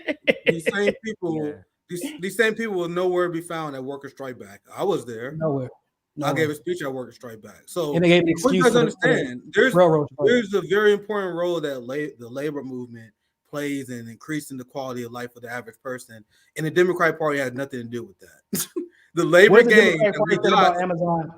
What has Biden or the Democratic Party said or done significantly about the people trying to get unionized across the country with Amazon? Like, what have they said? And this is why it's absurd that Krystal gives Biden credit for unions, because not only do you have the obvious fact that he broke the rail strike, you have Biden that broke one of his campaign promises, Bernie not holding him accountable for this, where he gave federal contracts to do Amazon, despite their efforts to bust the Amazon union. So you have Biden awarding union busters the way he always have, the same way he have union busters on his infrastructure advisory board. He hired this person. Actually, he hired this person who wanted to privatize water, but he also hired another person on his advisory board where they were extremely anti-union. They had worked with Core Civic in New York to help bust union efforts in that city. So the Biden administration they continue to reward people who are anti-union, who engage in anti-labor practices. Yep. That's why it's kind of insane that Krystal is giving them credit here. The same way it's crazy when you guys hear Cal. It's either in this video or another one I'm thinking of, where he gives Biden credit for Afghanistan. I'm like, you guys are so audacious. You guys are taking negatives and trying to turn them to making them positive. So Krystal is taking a absolute negative, which is Biden's record on labor, and now she's trying to twist it to a positive. Any socialist, you don't have to be a socialist, scratch that. Any worker, just see his lack of solidarity, his scab behavior behind the rail union, and that alone will be enough to stop them from supporting Biden. Let alone. But he took a picture with some union leaders once, like 2 years ago. So like, Generally, what are you talking about, Nick? Now in retro. And one more thing I'll say real quick, and I'll continue the video. My bad. We have labor leaders on our show. We had them in our most recent labor summit. We had them at the General Strike Summit. We talked to people in labor and CJ. What did they tell us? They blame the Republican and the Democratic Party. Every single union. We haven't had one union person on where shit got awkward because they started praising Democrats. Every single union person we had on was like, yeah, nigga, the Democrats is the problem, the Republicans are the problem. If you talk to the workers, they're the problem. But if you talk to Krystal, look at this, look at what they did here for unions. No one gives a shit. And this goes back to what I said earlier before.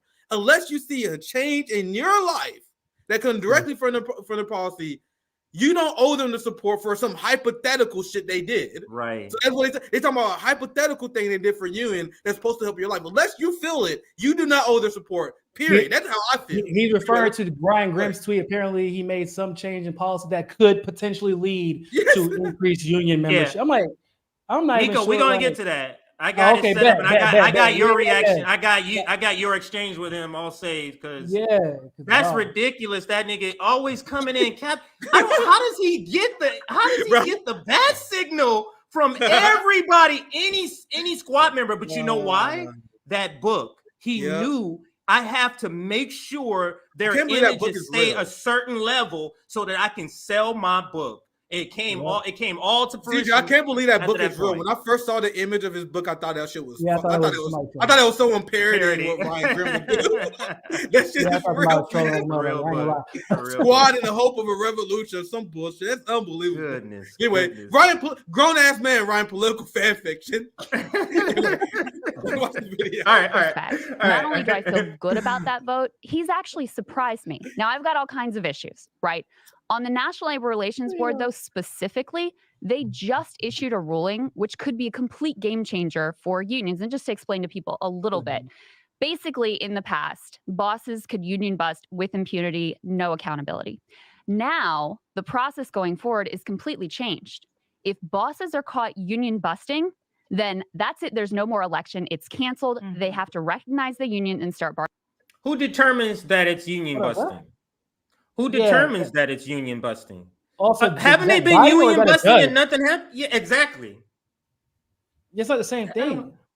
I don't. But let's see if she further explains. Let's see if because she says she explains it. I'm like waiting for the fucking explanation still. Like, but Kyle also chimes in a little bit and trying to get I gotta hear the out argument here. But let's hear it. Arguing with them.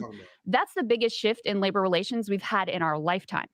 So that's why at this point, I'm not only, it's likely I'm a Marianne supporter as well, but we can all see the most likely outcome is it's going to be Trump versus Biden. We told y'all. Would I say that What protecting? did we tell y'all?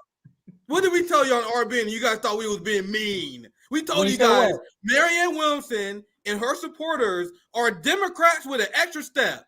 These motherfuckers are Biden voters with the step in between. They want to get a little opium started. They want to get a little grip. They want a little money from the movement first before they vote for Biden. We told you guys thought we were mean. And be like outsiders admitting it. They gotta at least pretend to be like outsiders. Like if you come out Biden from the bat, like, but also like, but outside of what this rampage she goes on about sick care, which I guess technically is true. Like Marianne Williamson isn't really better on a lot of the issues. Like when you get down to the crux of her solutions, like she's not really better on it. Like she still wants to go and send troops back to Afghanistan. Like she's still like anything that you think she's good on, you can just talk her out of it. I can't believe she just admitted that though, CJ. You mind going back 10 seconds so she can say that part again? No, I knew this was one of the parts. I knew this was one of the parts. I didn't hear this part because there's only like 2 minutes. I'm like, wait, what'd you just say? Because she just admitted, as a Marianne Williamson supporter, they just doing a little pet project. She even said, "Yeah, I know. I like Marianne Williamson, but let's be real. She's not gonna win. Come on, man. We just doing this shit for fun. And if we're being real, we just want to meet at weddings, nigga. We just trying to have fun. This had nothing to do with and if we don't keep it a band, I cannot believe she said that. If we don't keep it a band, like if we're gonna be real about it too, like it isn't looking. If we're being like, now obviously I don't believe that the electoral process is legitimate, but aside from that, if we're gonna be completely honest about it, it ain't looking like Biden gonna make it. First of all, it ain't looking like like Dan who's running against him. Vietnam speech is something else. But aside from that, RFK actually is the only candidate. It looks like he can legitimately beat Biden if the elections were legitimate. So to say it's like I have my problems with RFK, but that does not mean I will be like I'm not gonna like pretend like I'm okay with democracy being stolen from anybody. I'm just I don't believe in once again my values and my ethos and my pathos are not determined by who I'm supporting at the time, and by her doing that, that's once again another way. Because I got a problem with Bree doing it. Bree did it at the beginning too, while she's basically trying to pretend like RFK wasn't running.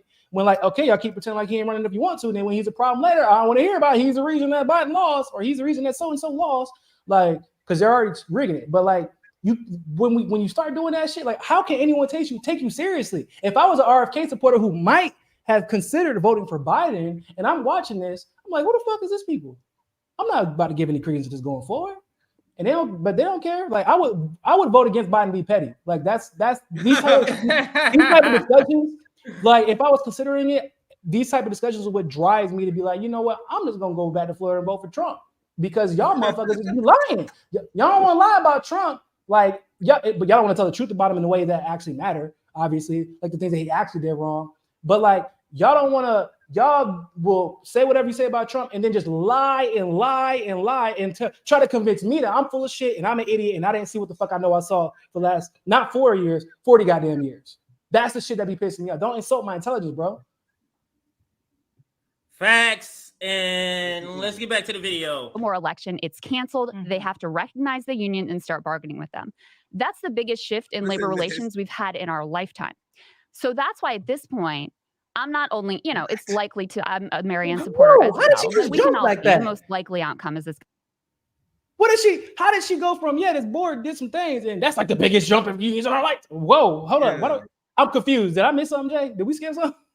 Well, no. She made that conclusion because I was going to say this earlier, but I didn't want to stop it. But she said this was the largest jump in labor relations that we ever had. That's one of the meaningless. That means absolutely nothing because labor been crushed the last 20 years. Right. That means literally that's something to emotionally manipulate her audience. Right. Well, and she wants you to reach that conclusion, even though if you're a critical thinker, if you're a smart leftist like us in our audience, we hear her and we like, how do you make those two conclusions based on the first thing you just said? Based on Biden's history and record on labor, based on what he broke the road strike, he undermined unions left and right between not only just giving federal contracts to LAU, he hired multiple union busters in the administration, multiple of them. I covered that in one of my hotspot videos. So she lied by omission, and she hoping that she cultivated a dumb left, like she's trying to, that won't know that. Right. Yeah, unless you want to chime in, Nico, we can continue. No, I was saying that's Ben Shapiro levels of logic leaping. Like that was crazy. I'm like, motherfucker, did I fall asleep for the whole ride? How did we get here? Yeah. Like, or did they? Is this an edit? Is this like an edit? What is this? All right, let's get back, guys. Let's get back. Get back to it. That's the biggest shift in labor relations we've had in our lifetime. So that's why at this point, I'm not only, it's likely to, I'm a Marianne supporter as well, but we can all see the most likely outcome is this going to be Trump versus Biden.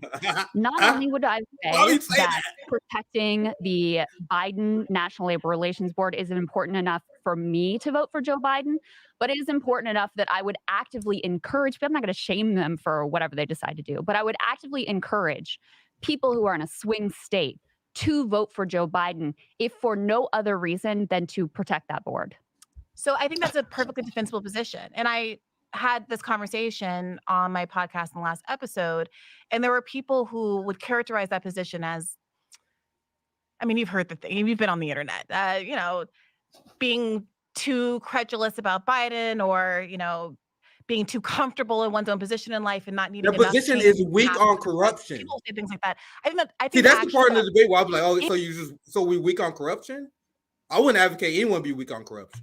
That's what I would bring up. I'm not saying Bree has a bad answer because I didn't hear it all, but that's how you respond in those situations. Oh, Biden did some insignificant fucking thing on labor. Why won't you vote for him? I don't know, because I care about human rights. Yeah, exactly. That's a big thing for me. My only reason, let's assume if I was going to tell them to vote for anything, that would be the one. That's the one thing, because there's something about union. And Kim Iverson actually tweeted about this. She's like 10% of the country. Maybe I saw that too. I gotta say, which it's because, and it speaks to what Bree is saying, because she starts to say, people say if you have this position, you're privileged. This is absolutely a privileged position. Think about it. Everything under the sun that you can have that you would be voting for this party for, you're picking National Labor Reward, not Medicare for all, not a $15 minimum wage, not to stop police brutality, because none of those things affect you. You know what affect you? This really doesn't even affect her. Actually, that doesn't affect her either. But it was the only argument that she can find that Bree put in the debunk right in the moment. That was the only reason. Exactly. That's the only thing that they can find. I'm telling you, that's the only thing that they can find out. They're using this union thing all the time. But we can get back to the. We can get back to. Go ahead. Hey, while y'all doing it, I'm gonna look up exactly what happened with this union situation, because that was not an explanation. Yeah, go ahead. If you believe the path to meaningful change is going to primarily come through a kind of, I don't say this dismissively, but a kind of labor incrementalism, meaning there are meaningful labor gains that happen, but labor are not that's a the good type term. of which would radically transform the system the way that some people want to happen in a shorter term. And the way that some people might argue Bernie Sanders represented his movement as the goal of being, then that's a defensible position. But I have to hold space for the reality that there are people for whom even as significant as those labor gains are, it's simply insufficient. And what they see when they look at the trajectory of the last 50, 60 years of Democratic Party politics, when they read Listen Liberal, Real quick and pause. see Quick the pause, long CJ. game the Democratic Party. Bree answered there, which she said that the labor gains has been insufficient. You guys understand that's the only excuse we need. Now Bree's gonna continue with more detail, and it's good that she's doing that. But when you're pressed by the professional managerial class on why you don't vote for Biden, you simply say all them things you say he did is not sufficient. You don't even have to explain your point at that point. Yeah. That's it. Don't argue the accomplishments. Don't argue the accomplishment. That's a great strategy. Don't argue the accomplishment, because that's when you get it. That's not that good. That's not good. You just say, however level you describe it, ain't good enough. So if you handed me a $10 million ticket, ain't good enough. Whatever it is, the point, you get the point that I'm making, whatever it is not good enough, because that is the truth.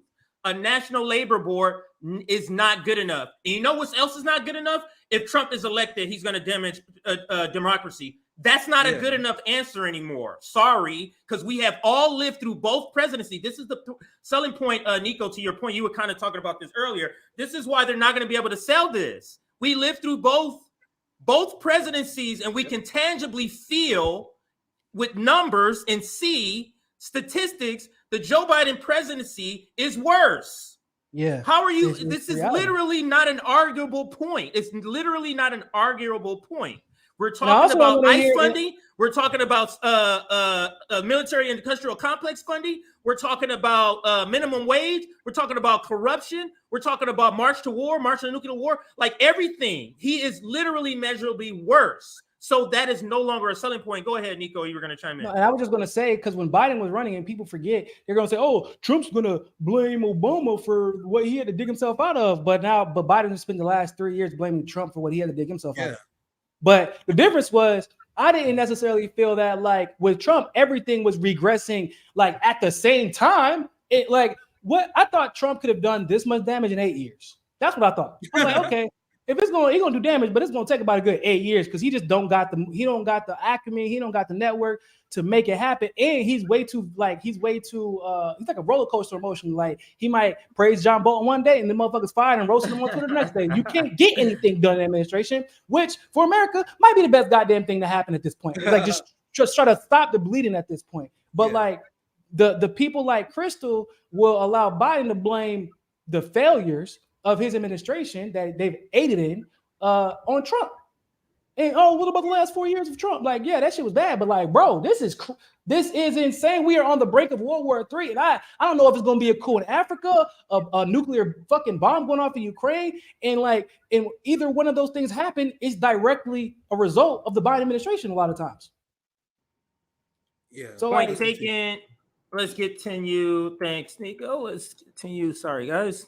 Making a concerted choice to back away from labor in a way that has gone on for decades and isn't necessarily turning around as a consequence of Joe Biden having some good NLRB appointments. Exactly. So let me actually, and then I want to jump into it. This is one. I don't think. Yeah. Go ahead. After hearing her response, because this is my first time seeing the CJ. She just easily dismantles Krystal right there. Like that's a fantastic answer by Bree overall. But sorry, CJ, look, I'm asking you to continue. That's a great answer. Like massively increasing union density. I actually don't see that as incremental change. I mean, if you look at the chart of the decline in the middle class and the decline of union density, you'd be hard pressed to find a more significant. The average worker who is struggling will see that as incremental change because their life is not improving immediately, right? So Krystal is a millionaire. She's like, well, I don't see this thing as incremental change because your material conditions is irrelevant. You're a millionaire. Right. If you're an average worker and you see this board and you're like, there's a theoretical change, that's 100% incremental change at best. At best. But anyway, let's continue. Sorry. I'll let it play for a bit. As well. But the other piece is, I feel like those same people who are right about the Democratic Party. They were right about the analysis in Listen Liberal, right about the fact that you had, this free trade bipartisan consensus, and in large part a union busting bipartisan consensus. Also don't acknowledge that there actually has been a notable shift in the Biden administration. Now, my big issue with the Biden administration, I mean, there's a million of them, right? On foreign policy, I've got problems. But my biggest issue economically with the Biden administration is the way they've allowed the pandemic relief, the short-term pandemic relief programs to fall away and leave a lot of ordinary Americans in a more precarious financial position now than they were at the beginning of the administration. Hold on. So if you're one of those Americans that Krystal is describing, so Krystal described people that the Biden administration wronged. Why would you vote for Biden if you're one of the people that you're describing there? It makes no sense for you to do that, but let's continue. Like that, it doesn't make sense for you to vote for someone who fucked your life over. Let's continue.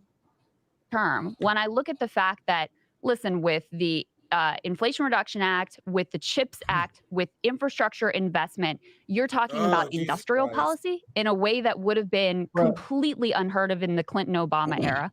Who cares? Hey, y'all, I gotta interrupt.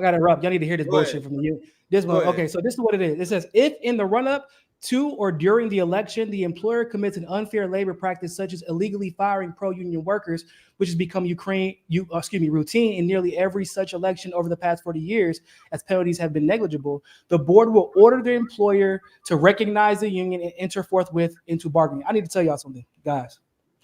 Motherfucker, that's what a strike is. They're telling y'all that the union workers can go on strike. That's exactly what a strike is.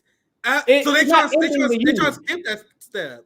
It says that they're going to recognize the employer. The board will order the employer to recognize the union, and then they go into bargaining. That's literally how fucking strikes work. That is what happened with Kellogg's. They screwed over some people. Then they fired some people for standing up for the people that were screwed over. As far as the transition from a regular, like there's levels to the union worker stuff. So there's that's what was happening. And they strike, and until they went back to the collective bargaining table 3 or 4 times, and then eventually the Kellogg's workers and the union workers got what they wanted. Like, motherfucker, you didn't need a union board or a labor board to give union workers permission to strike. Yeah, and they didn't say accept the contract. They said begin bargaining. So if that employer is firing people who try to organize a union, do you think they're gonna bargain in good faith and good faction? Now, they bring up a point by Sam. Great comment, Sam, because you brought this to my attention. Where are the penalties? So there's no penalties for that? But go ahead, Nico. Nothing in that fucking statement says that the person who was wrongfully fired will now be rehired. Yes. Yes. God damn, that's such and the other thing, great point. The other thing with the information at Nico, let's apply it practically. Now, if you're trying to form a union and this happens to you, you're going to immediately get a union. How many people are trying to form a union right now? Trying to form one? She's trying. But the point I'm trying to make is that in order for this to be a thing, you have to already had enough people at your job to already start the process of unionizing. You know how that's not going on massively everywhere? There are unions forming. Like Amazon Union, but she tried to make it seem like every industry is unionizing, or let me say it a different way.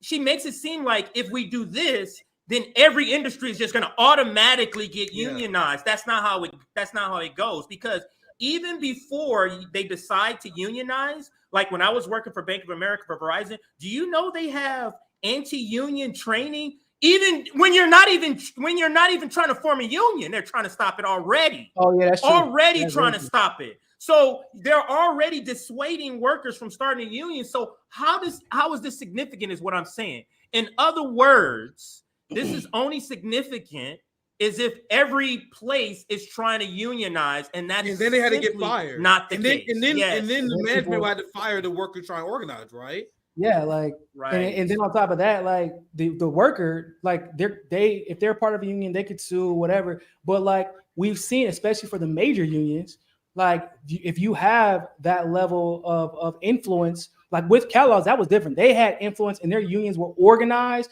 to strike across the country and even in a different country. I think it was in Mexico. So like that happened. So what happens if you're a small union? Right. And by this penalty, which there isn't any, like, oh, you're going to go back to the collective bargaining table and get what? You're not holding them accountable for anything. You're just saying, oh, recognize the union. Well, they tried that, and now they fired somebody else, and then they fired somebody else. So at what point, like, it'll be better for the union workers to go through court if you're not in the right to work state. And you know what the loophole is? Just don't fire them. Give them 2 hours a week. Yes. Facts. Just don't fire them. Just don't fire them. That's it. All right, let's get back to the video. So there is like a standard of like, if they're full time, some states you have a minimum for them to be considered full time. If you have them, so like they're like I said, the worker themselves individually, based off of this, has more rights. Like I could go to like the court and sue them for whatever. If they wrongfully fired me, I could sue them and win money. Could it take a little bit more time? Yeah, maybe not as much time as it would take to strike, depending on what the union's looking like. And I might get better results. But at the end of the day, for her to make this large leap, saying this is one of the most pro-labor policies or pro-labor, like what? In what lifetime? In what lifetime, bro? This is the shit I be talking about. Now, it happened 8 days ago or so. That's why Bree probably wasn't privy to exactly what they were going to hit her with.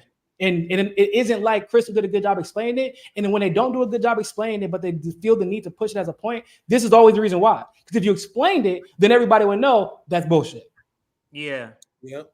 For me, but also his antitrust appointments and the fact they're really trying to reverse decades of neoliberal attack on any sort of trust busting. I feel like none of those improvements that have made Biden on that front way better than Obama, way better than Clinton. I just feel like there's no willingness to acknowledge any of that whatsoever. How does that serve us? The issue is acknowledging it. How does that serve us? How much it matters to you. Why do we have to acknowledge why is that a thing? Go ahead, Nick. Acknowledge the ruling class, you peasants. Acknowledge how they improved. Praise them. Once again, what question do we always ask? How does this serve us? How does us acknowledging you doing your very basic job at best, how does that serve us? How does that put us in a better negotiation position for us to be like, oh, Biden, you're doing such a great job. Oh, thank you for being buried in Reagan, Biden. Thank you for being buried in Clinton, Biden. How does that serve us? They only serve you, Krystal, because you're trying to bootleg around these ruling. Why would you, the 90% of people who are not in unions acknowledge this super not important thing that he's done with unions and vote for him? Why would you acknowledge it? That's not like, okay, and if I acknowledge it, bitch, I'm still not going to vote for him. The fuck? Like, what does it matter? That is to you. And how much you see those kind of meaningful, call them meaningful improvements as really core to the nature of the project that you're on. And I think that what some people are frustrated by is that this went from feeling like in both left media and left politics, a bigger revolutionary project that was going to the core of our capitalist system and wanting to radically change the way that human lives are valued, what we consider to be the nature of our social safety net, what we believe to be the nature of what we consider to be human rights. And they wanted to join a movement that validated what many of us felt intrinsically, emotionally for most of our lives, that something in the milk very much wasn't clean. And Bernie came along and articulated that it was legitimate for us to be asking for something more. Mm-hmm. And so at this point, it does feel as though there has been a kind of a bait and switch. It's not that what you're describing isn't true or legitimate. And I said this on my podcast. If your priorities are what you have kind of articulated your priorities as being, I think it's a perfectly legitimate argument. But I have to hold space for the fact that for many people, it simply is inadequate. Wait, let me Bree just fucking body bagged her right there. That was the bait and switch part is perfect because bait and switch is literally what Kyle and Krystal just did. And this is why Bree is a much better debater than me.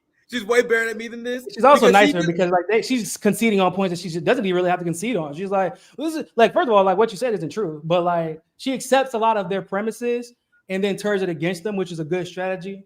Like she's like, okay, even if I gave you all that, like what the fuck does it matter to these voters? Yes, like, okay. yes. Which is a good argument because they never really challenge that. She's a more effective debater. The trust and first of all, where's she talking about? Where is she getting this idea that the Biden administration has been like anti-trust or big trust? Where's she getting that from? Because she read some article.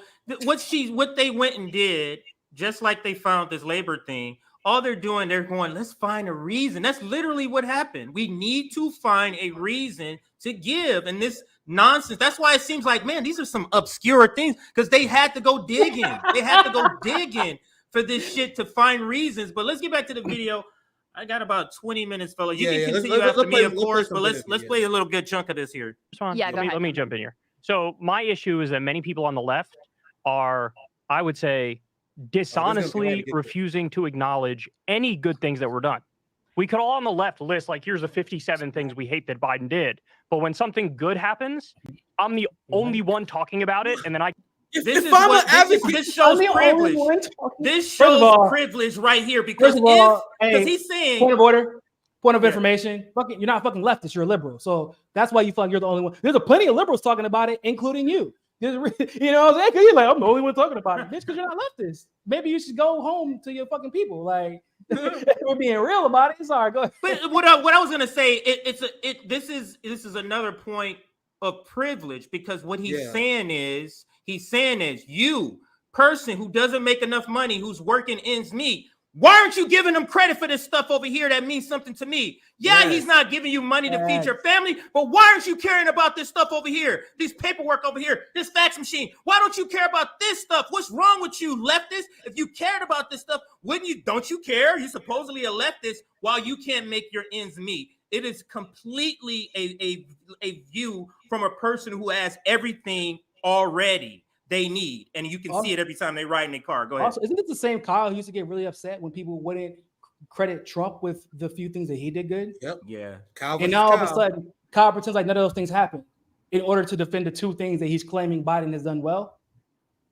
Like, there's no consistency, bro. Like, that's why nobody believes shit you say. Like, so once again, if Biden's accomplishments does not change your life for the better, if you don't feel it immediately, why should you give them accomplishment? Why should you give them praise? Are we required to praise our overlords, Kyle? Should the peasants fucking look to the east and bow to Joe Biden or some shit? Like, what are you advocating for? This is a level of 1,000 people. Y'all better like that goddamn video. Yeah, 1,000 people watching right now. Y'all better like this video. Stop playing. Yeah, you guys gotta like this video. We having fun. But if you're an advocate of human rights, like I am, if you're an advocate for peace, like I am, because I personally see no fucking reason to get in politics only for yourself. If you only in this shit for yourself, nigga, do some push-ups, meditate, improve your life, improve your diet, do some self-improvement shit if you only care about yourself. To me, that's a complete waste of your time. If you're only in politics to advocate for yourself, that's just my personal fundamental belief that no one can change. That's why I'm in politics. If I want to improve my life, I will do shit to improve my life personally. I want to improve human rights. I want humans to evolve. I want us to look back at where I was before I was born and after I die. I'm like, damn, humanity got better. Because what other point in life is there other than that? Than to leave this planet and society better to our grandkids than where we left it, right? I want my niece's grandchildren to be like, God damn, Nick put in work for us. What other reason to be in politics is there than that, Kyle? So if there's an enemy of human rights like Joe Biden, an enemy to my community, of course I'm going to focus on that instead of some shit he should be doing because that's his job in the first place. He's like, oh my, Kyle, like, man, Joe Biden is doing his job, so thank God he's doing his job. Ignore all the evil shit he's doing. Nigga, are you looking at a serial killer? Like, man, but you're not understanding, Nick. His board like passed some cool union policies that really don't do anything. So I don't understand why you keep ignoring these things. Like, what? They're not important to you? You're not in a union? Because like the majority of the countries in the union, they're not. The majority of the countries not in the union. First of all, but I know I just 100. I'm just watching. I'm just listening to you cook. That's all. I'm not looking at it. I'm just listening to you cook because I 100% agree. Like at the end of the day, this whole shit of. But the leftists want to acknowledge the good. Why you only want the leftists to acknowledge so you can feel like you have a little club forming around you, so you don't feel fucking ridiculous about the advocacy for Biden that you've been pushing lately. Like that's why you're upset because other people aren't saying it. Because like materialistically speaking, like what does it matter to you? Like what does it matter to Biden? What does it matter if we don't acknowledge it? What does it do? It may perhaps stop people from voting for Biden. Okay. And what does that do for those people who won't acknowledge it? It doesn't do a goddamn thing for me. If you don't vote for Biden, like, and we get Trump, like, it doesn't really hurt me or help me at this juncture. And in fact, if you're maybe somebody who is a victim of the war in Ukraine or the Eastern Front, or a victim of how NATO powers have acted in Africa, like maybe, just maybe, you think that it's actually better to have Trump for them, right? So like, I'm not a fan of this whole like, oh, acknowledge. First of all, I'll acknowledge what the fuck I choose to Hey, acknowledge. Nico, you know what they're telling us? Go ahead. What they're saying essentially is, hey, at least the train's running on time. And it's not, first of all. That is what, if these right? motherfuckers was in Germany in 1940s, these motherfuckers like, you guys keep bringing up these things about Hitler, but at least the train's run on time. The train on time, bro.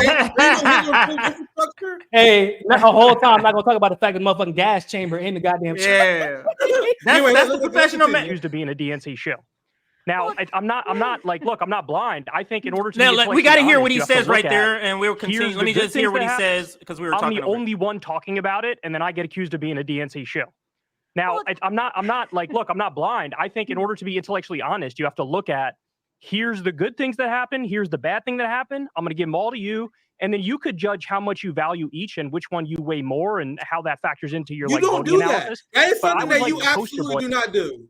You absolutely do not do that. For sure. We report on every single ounce of Biden corruption. Kulinskis does not. Kulinskis does not report on the corruption regarding the Ukraine war. Did he report on the fact that Biden sent nuclear submarines to Australia and South Korea? So what Kulinskis is saying here, even though I reject the premise, he is guilty of. He's guilty of the same thing he's saying you should do. He's saying you should report the good and report the bad. He absolutely do not report on stuff that I reported anything on Biden's foreign policy. Absolutely. So anyway, let's continue. I know we were short on time, so there's so much to talk about that last part, but we let play a little bit more. Jesus. As like, he's the purity tester. He's like the main purity tester guy. And I didn't vote for Biden in 2020 because I didn't think he would pass my purity test. Now, at the time, people could go back and watch the video. My purity test was super fucking lenient. It was like, if I'm convinced you're going to do like 2 or 3 of the things that I value highly, then I would vote for you. Because I know it's basically down to just the Democrat and the Republican, no matter how much we want to wish the Green Party or libertarians want to wish the Libertarian Party into existence. So the professional managerial class is trying to convince you not to vote on your policy beliefs, but you are to vote on something else other than that. Isn't that what they're advocating right here? He's saying that Joe Biden did all these other things, even though he's counter to all your other beliefs. That's the part we haven't added to this conversation. It's not like Biden is for our beliefs and he's not delivering.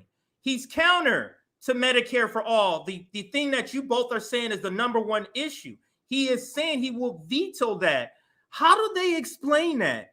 How do they explain? They go, so this is what they're saying. The professional managerial class is always willing to sell you out. They're saying for NLRB, we'll just have a little nuclear war. We'll have a little, you know what I mean? A little homeless population going up. Like that's the trade-off. The trade-off for the NLRB, we're going to have all this other bad stuff. That's not a good trade-off. Cop City. And We got Cop City. Go ahead. Imagine another one. Go ahead. Imagine if, because Kyle keeps talking about like not acknowledging this and not acknowledging that, and Green Party has no chance, whatever. Imagine how much more of a chance they would have 10 years from now or 10 years ago if people with platforms like Krystal and Kyle have just called out Democrats and the Republicans bullshit equally instead of pretending like one's better than the other. Just imagine all the people you could influence. Like, that's why, like, if you're saying that they don't have a chance outside of just pure strategy, okay, I can accept to some degree. But I also acknowledge the reason why. And it's because of people like you. It's because of people like Krystal. It's because of people like Kyle. It's because of people like, people who keep pretending like running in the Democratic Party is like a legitimate strategy, even though we know at this point it isn't, because it's, it's just they're going to cheat. That's what it is. Like, imagine if you called all of that out to the degree that you call out Republicans or Trump. How far would we be policy-wise? Not even fuck the federal level. I'm not even talking about the presidency. Imagine how much work we could have gotten done. How many more RBNs do we see on the ground doing mutual aid 5, 6, 7 years ago if we would be telling the truth about the Democrats and Republicans evenly across the board back then? Yeah, let's continue. All right, let's continue with the video. And so when I look at the record, again, I can list all the bad things, but you just mentioned the NLRB raising overtime pay, or you mentioned the thing where, they automatically recognize the union if the bosses try to bust it up. There's also the overtime pay rule where now it's not $33,000, it's about $55,000 a year, where now you get overtime pay. That's a huge, huge change. Student loan debt reduction, and even Biden coming back after the Supreme Court tried to slap it down, and he said, no, I'm going to try to do it through the Higher Education Act now. There's little things we could go after. The interest rate. Yes, that's bad. I agree with you on that. But we got to recognize that that is, all things considered, a step in the right direction. Pulling out of Afghanistan, he actually had the balls to do it, even when the media was shitting on Jesus relentlessly. Christ. And I didn't see anybody. So, pause.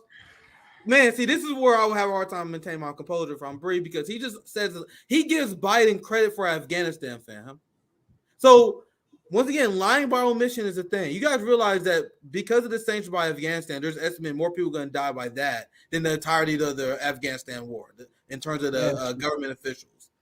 Joe Biden stole billions of money from Afghanistan civilians and citizens, and the Biden administration has been very open about why they're doing this, Nico and CJ. They say they are doing this because they want the Afghanistan people to overthrow the illegitimate government of the Taliban.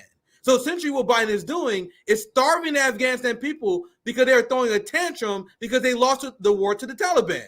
They want the people to be upset. The Taliban at the U.S. funding. The Taliban at the U.S. Also, we don't give this motherfucker Absolutely. credit for pulling us out of a war that he chose to go in. Yeah. Like, so because you put out the fire, you started, like, what you didn't even really put it out. you picked up the fucking logs and just lit the fire next to the old fire. Like, that's all you did. But like, and there's a good comment by Bad Cookies. I just see this comment, good comment, Bad Cookies, because Cal was making an argument that Biden is so much better than Trump, but this credit he getting regarding the Afghanistan exit was Trump's plan. Like Biden continued. And that wasn't Trump's plan. Trump's plan was better, actually. And then he could never get it done because the neoliberals that were in his administration, and remember on CNN, they were coming at him for trying to pull out of Afghanistan. They were attacking him for it. They tanked stocks because of that shit. And so that the Black Rocks of the world would put pressure on his administration to then pressure him to stay in Afghanistan. Like, that's just like, once again, that's lying by omission. You got like Biden one had a plan to leave because he was fighting. He didn't want to leave. If people remember the debates, he was attacking Trump, saying that there was going to be a power vacuum that the Taliban would take advantage of. But like at the same time, that's our fault. That's our fault too. There was a way to strategically exit. He did not do it right. But even when it was going to be done right under Trump, Biden fought against it, and neoliberals and Democrats fought against it. So once again, it's lying by omission. All right, let's continue. Anybody on the left coming into his defense at that point in A time. lot of people have. I was like the only fucking one. It was like me and Matt Iglesias. I definitely Cares Okay, about well, giving and it's credit. like 3 people. I didn't, and all these. Oh, I'm so anti-war. He pulls out of Afghanistan, and it gets messy because that's what happens when you pull out of wars. And all of a sudden, oh my God, it's. I thought So you're anti-war, Cal. Hold on. Consent. You're anti-war, Cal, but you don't care about Biden stealing the funds of the Afghanistan government. You don't care about the sanctions that Afghanistan put on. How many panels have we done with the International Elections Coalition, with the anti-war summits, where we explain to you guys that economic war is hot war? Sanctions have impact people the same way that hot war does. So Cal, the person who claims is anti-war, don't care about sanctions at all. That's not part of his analysis at all. But you wagging your finger at real anti-imperialists who look at the entire picture? Jesus fuck. This is why they will never debate me. Because how dare you to fucking mention Afghanistan around me as a praise for Biden? Son, are you serious? But anyway, let's go.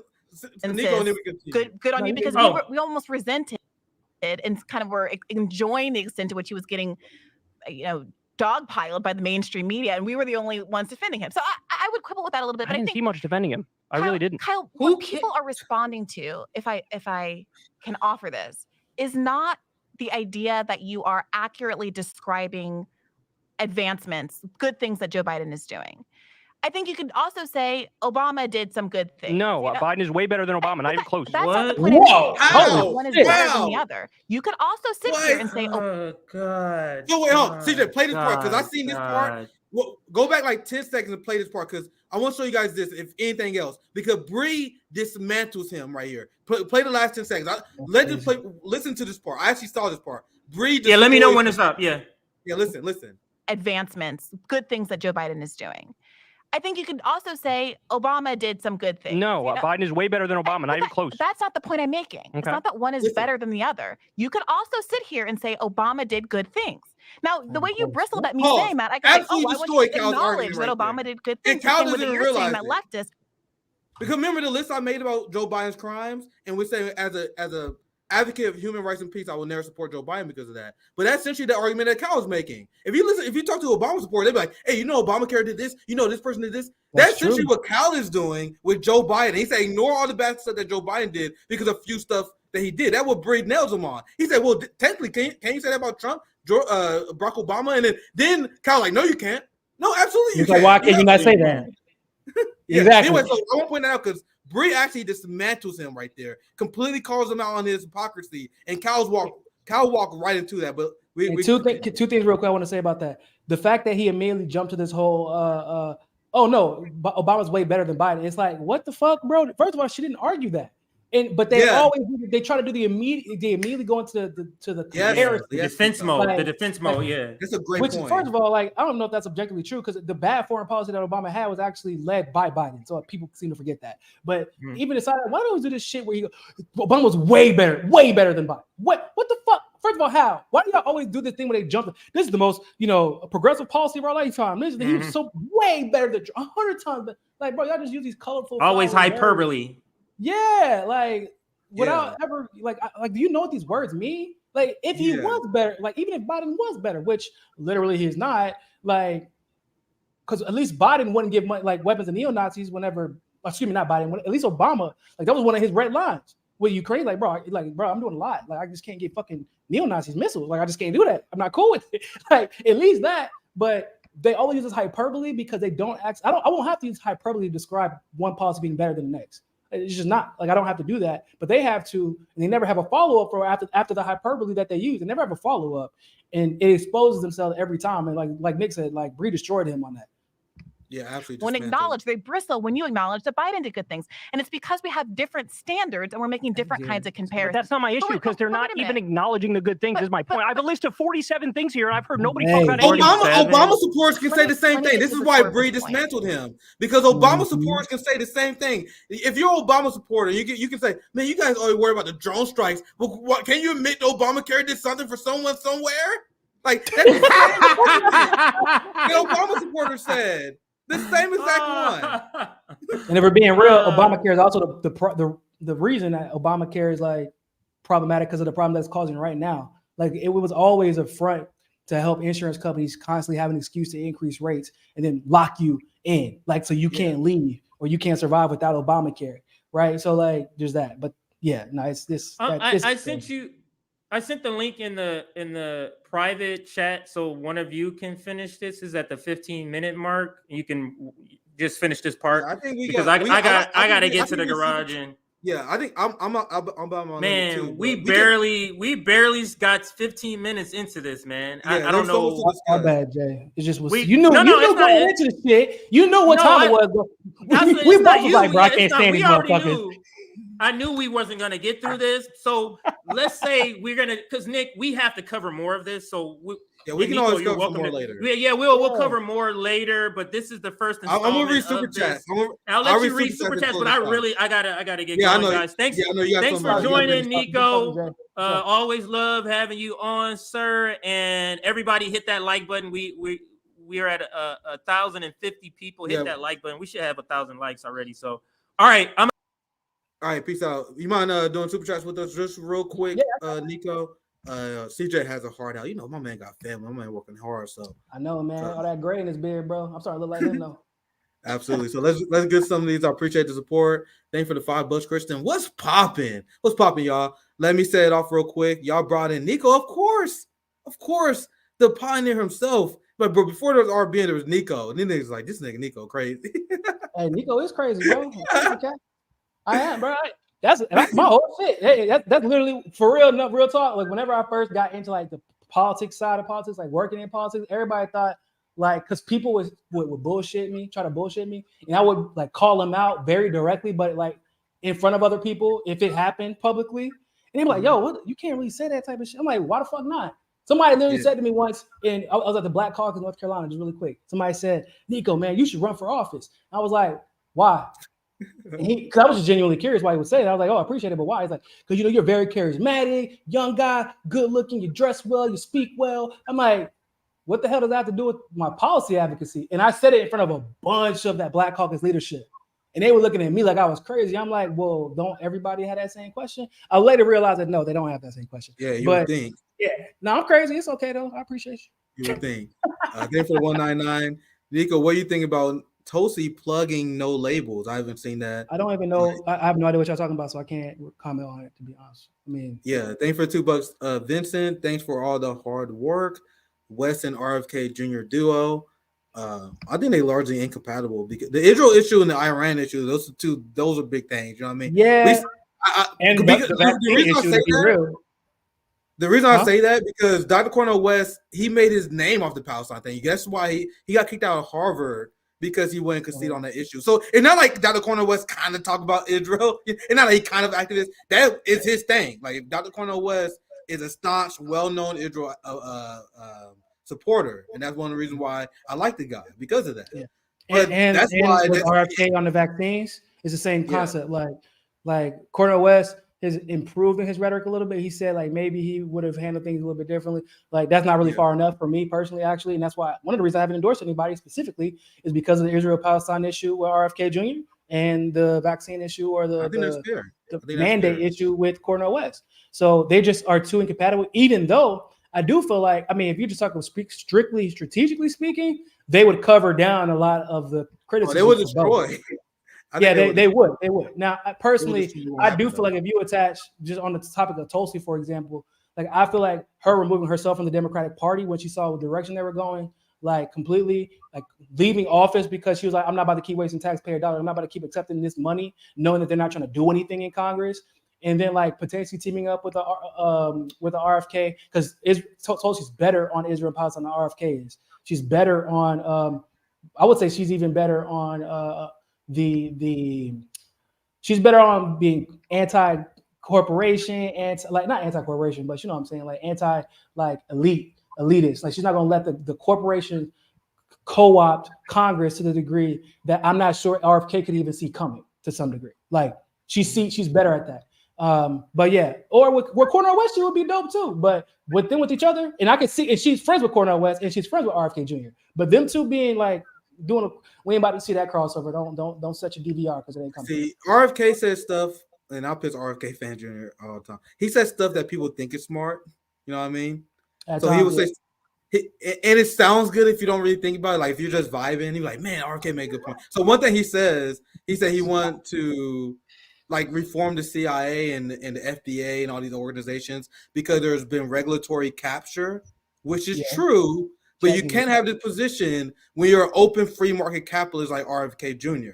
How did these organizations reform the CIA? Like, there's no reform.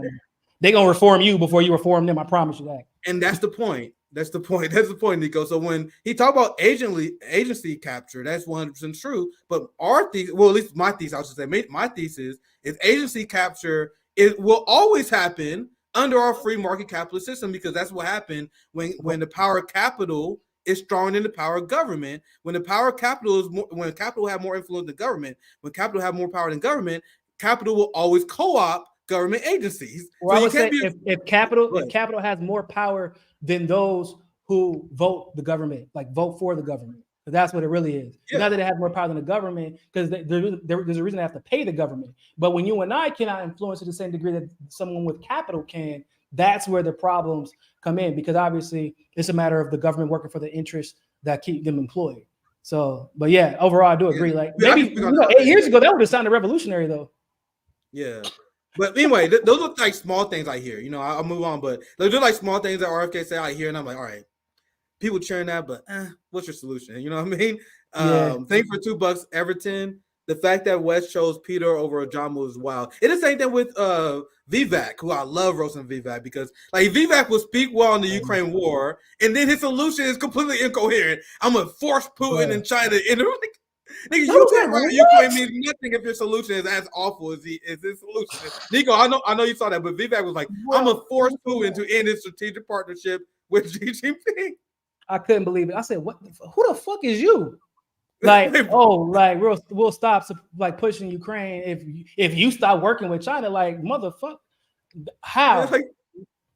Like I don't know. I'm genuinely. He always says stuff like that. Like, oh, we'll tell China to just wait until we're independent, semiconductor independent, and tell them wait to do anything until then with Taiwan. Like what, motherfucker?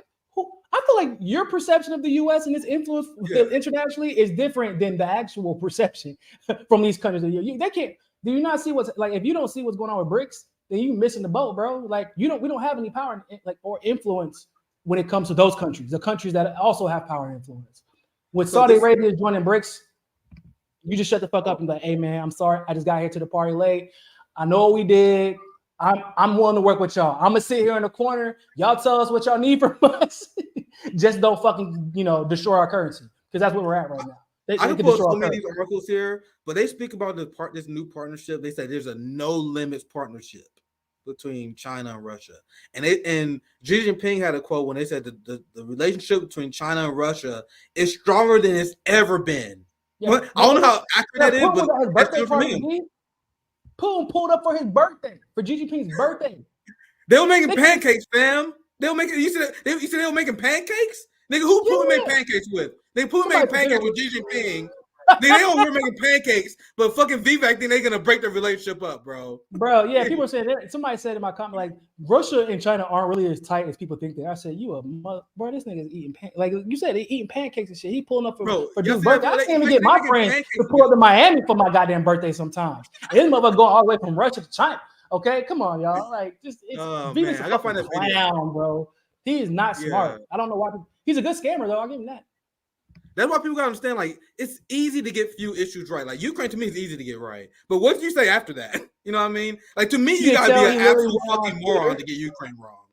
Vivek is the type of nigga that goes on Twitter and just like scans through comments and shit like that, and and then like he says like he works backwards from that conclusion. So like he knows people don't like China, but he knows also that for the most part, most Republicans and conservatives do not support the war in Ukraine. So like he says that and then says something negative about China, not realizing like how the hell you got to this point about China doesn't make any fucking sense. I don't know how you like. It'd be cool if I actually believe you were genuinely gonna pull back from Ukraine, but this shit that you just said about ending Russia, like demanding. Not suggesting, but demanding that Russia's going to end the relationship with China, it makes me think you're not serious at all, bro. Like, at all. It can't be. I want to see if I can find that video, because that video lives rent-free in my head. Here it is. This is Putin and Xi Jinping making pancakes. Now I gotta get a soup test so we can get Nico out of here. I know it's been a long stream. I'll let my cat in. She bothering me. Yeah, it's all good. It's all good. I know this is a long stream, but this video live rent-free in my head ever since I seen it. I'm like, bro, I never thought I would see Vladimir Putin flipping pancakes. That's crazy. But Vivek Ramaswamy think they're gonna fucking break this relationship up. Going in. Oh, I see. Hey, dude, Putin got some serious pancake flipping technique. I thought the fucking KGB or someone did. Oh, they doing crepes too. Who's that? Xi Jinping? Damn. Oh no, he be. So Vivek like, bro, I'm gonna stop. Vivek like, I'm gonna end the pancake flipping. Man, Xi Jinping's face when he's flipping his pancakes is so serious. Like he was Vivek like. Then Vivek like, bro, I'm gonna end the pancake flipping immediately.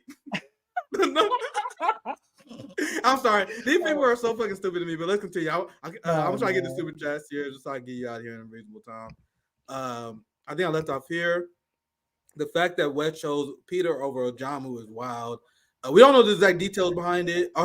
From what I heard, I don't want to speak out loud until it's official, but I heard a whisper that the Peter Daou was like recommended to him. I don't want to speak too much until I get all this affirmed, but you never know that. You never know the inner workings. Some people may not be available. Some people not have experience. I heard a lot of stuff I can't say on stream, but some people didn't have experience. Some people didn't want to do it, but we never know. I think it's disappointing.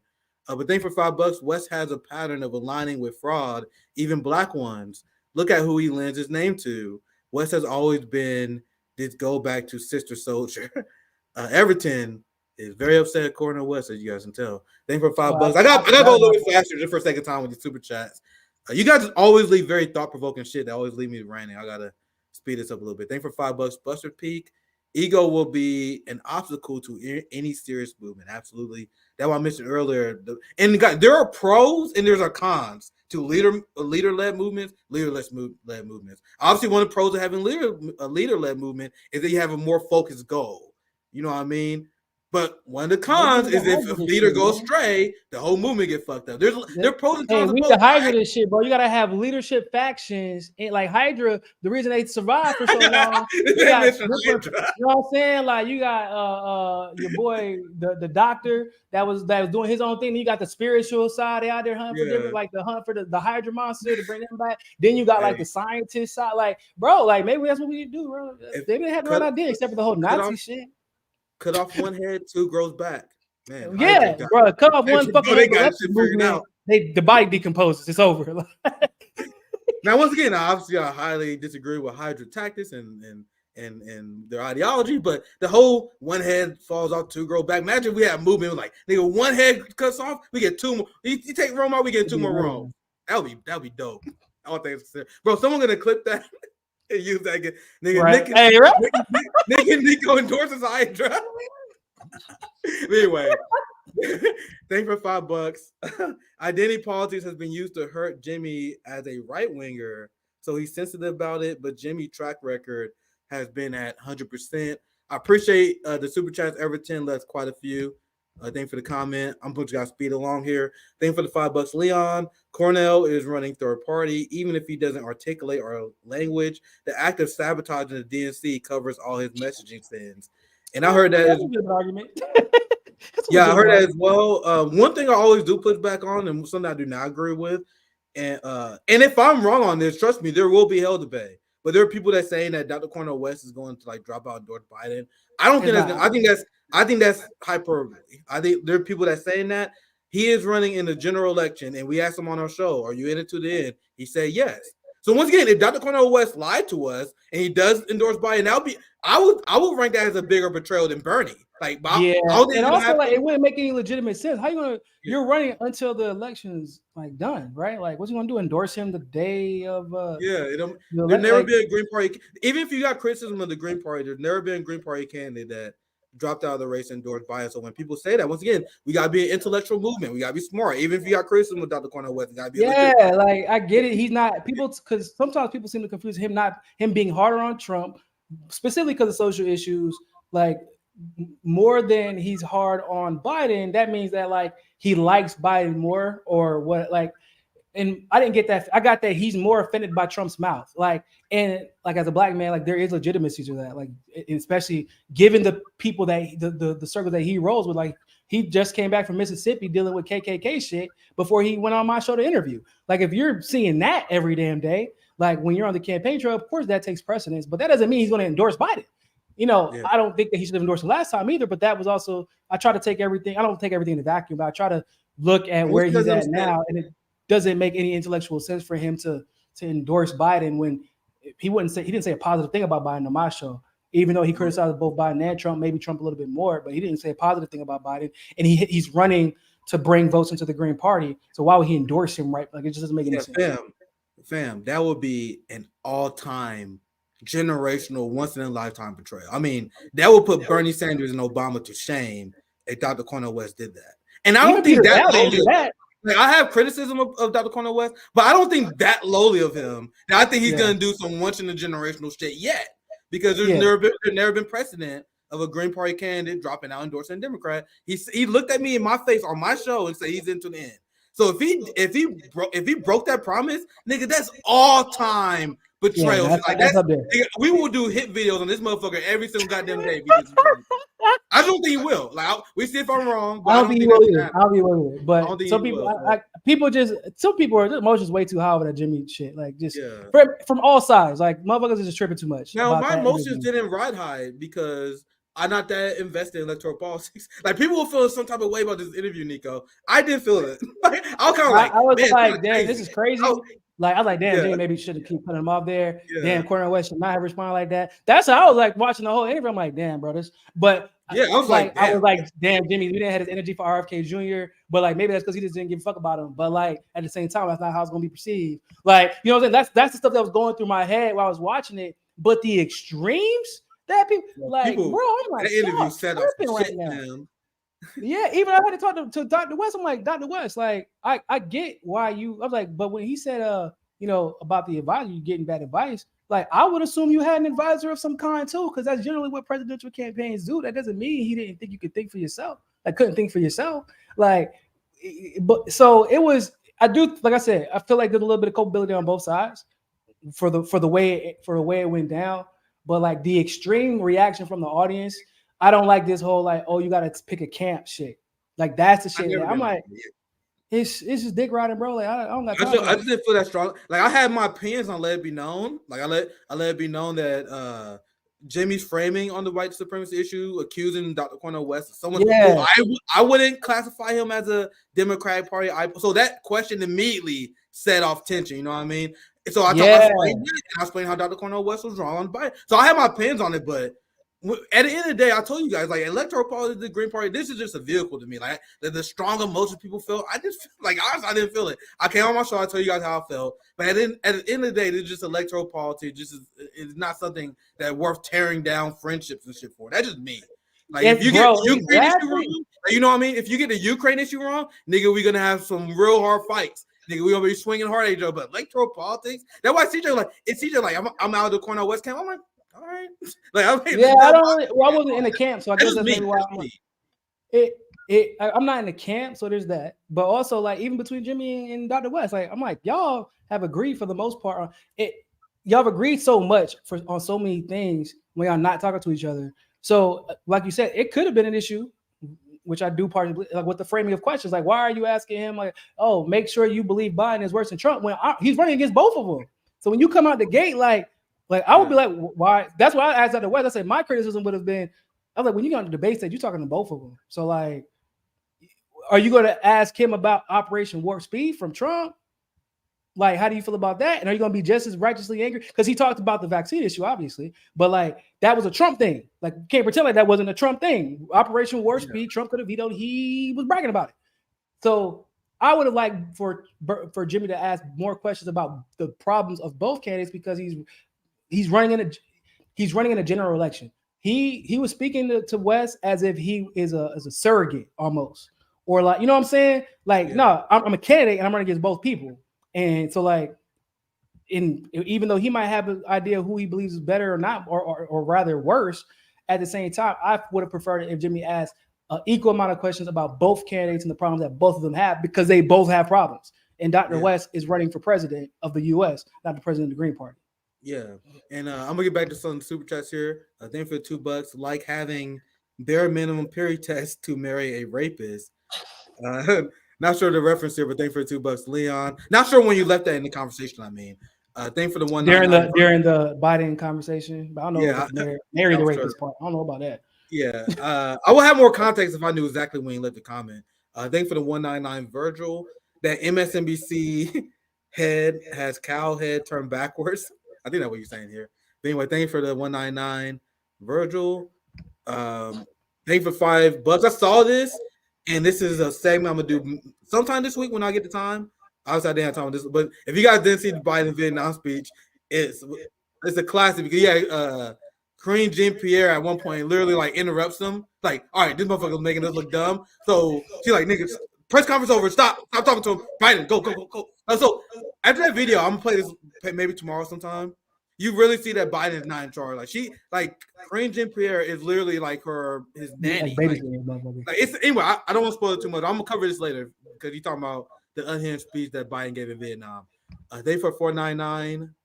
Abraham, DNC don't have anything to run on other than blame Trump. RNC fight for democracy. And then once again, this is the most important election of our lifetime. Once again, Nico. Once again, every 3 years. 2 years. Thank you for the $2. Buster Peak.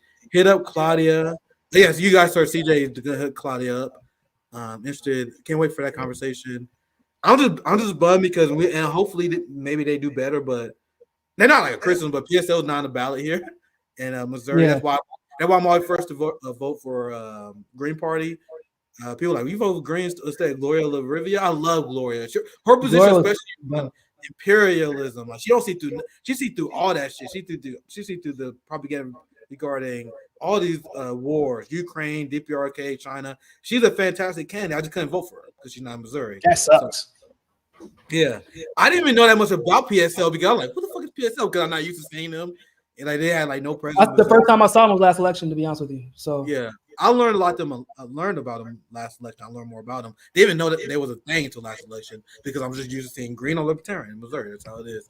Unfortunately, anyway, thank you for the $5. They seem to dismiss worker strike back, but say unions are most important. Now, this go back to what Nico said earlier. Now, this may be ego on my part, but I promise you guys there's something to it. Remember, Nico, you mentioned how the white establishment, leftist media tried their best to shut you out of the conversation. yeah, Guess who gave a speech at Worker Strike Back launch event?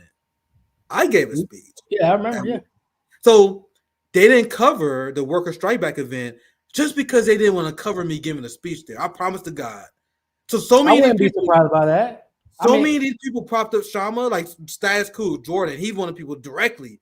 These motherfuckers propped up these people. I'm at Worker Strike Back, gave a speech, and none of them covered it. You gotta tell me that they didn't cover the Worker Strike Back event, even though Shama Sawan, even she's not blacklisted like RBN. She's been on these people's shows. They praised her before, but she has a giant organizing event and they don't cover it. Nobody covered it because I was there and I gave a speech. Because that would be another example of how RBN is walking the walk. Like that's I mean, y'all mutual aid thing. Like, how often are y'all doing various mutual aid fundraisers and events? And you know, I always talk about the stuff that Rome is doing, and you don't see Rome get brought on, or y'all get brought on enough to talk about those mutual aid events. Like, those should be things that are being. I know they retweet y'all other shit sometimes, or they retweet shit that like somebody quoted from y'all or whatever. Like, but they don't like. That's the stuff. That I mean, fuck the tweets. Like the tweets are cool, but like that's stuff that needs to get retweeted. That's the stuff that needs to have eyes on it. But it's like, oh, is RBN attached to it? Oh no, can't do that. Because people gonna ask what the hell I've been doing lately. I ain't got a good answer for that. So and I don't know if you saw the exchange. We didn't cover it between Savvy and Ryan. Ryan and Savvy had this big exchange on Twitter. And you want to know when Ryan stopped replying? He started replying the second that Savvy be like, why didn't you cover the worker strike event that RBN was at? And then right when she brought that up, all of a sudden Ryan Grimm had nothing to say anymore. They didn't cover it just because they knew we were giving the speech, and they didn't want to legitimize RBN to their audience. Because they showed the speech, they're like, why is worker strike back associated with RBN? What's that about?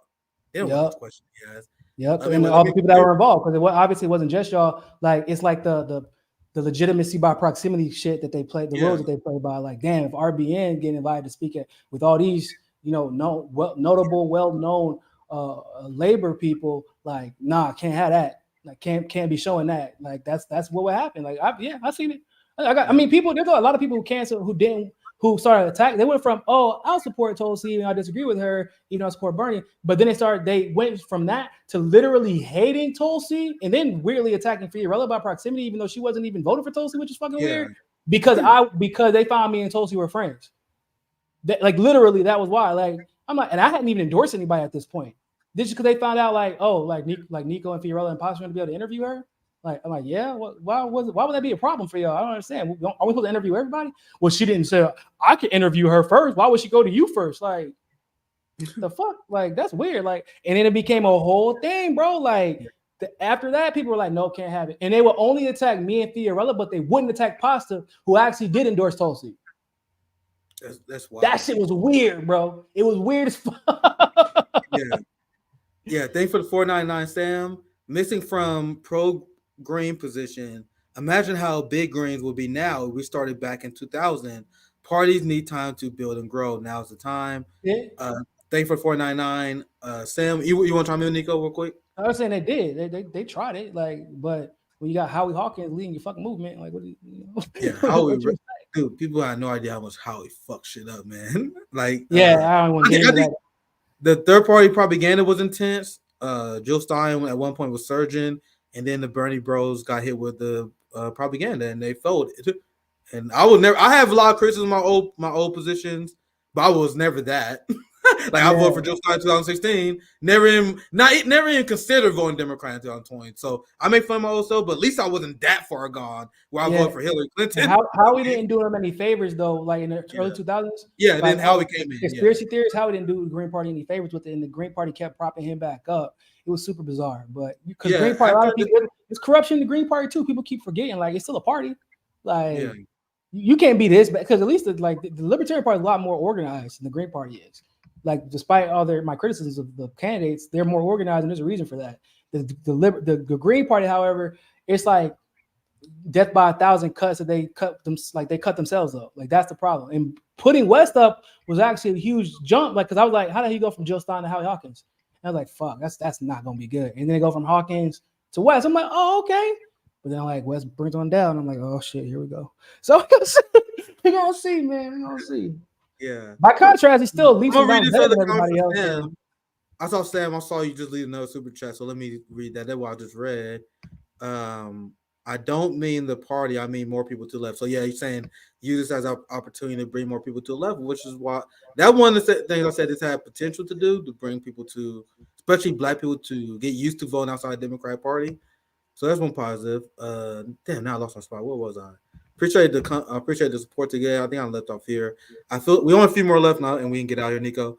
Thanks for 499 William. I feel like we are asking for things that affect 99% of the country, but Krystal and Cal are trying to say at least he did something for the 0.2%. Absolutely well said with him. That's better for nothing. So once again, at least the train run on time. I think that that's what I'm gonna say to people, because that's how people apologize for fascism. Even if it is gas, even if there's fucking gas chambers in the train, like it's yep. on time, right? Yeah, that's that interview. Wow, argument was that. Yeah. So that's what I'm gonna say. They invite me on. So okay, so your argument is at least the train runs on time. Okay, we see where you see we know where you would be at in the 1960s, the 1940s. We see where you would be at. They would have been pretending that Hitler wasn't that bad because the U.S. government didn't say anything about him. That's what they would have been at. Yeah. Thanks for the $2. Thanks for $2, Marvin. Can I get Cal's purity test at CVS? Thanks for $2. We got a new member. Big shout out to Mr. or Mrs. Winston there. Thanks for the $2. Name my taco. Always with the powerful name. Shout out to Nico from the 26. Nah, from the 26. And what's good? It's from Fayetteville.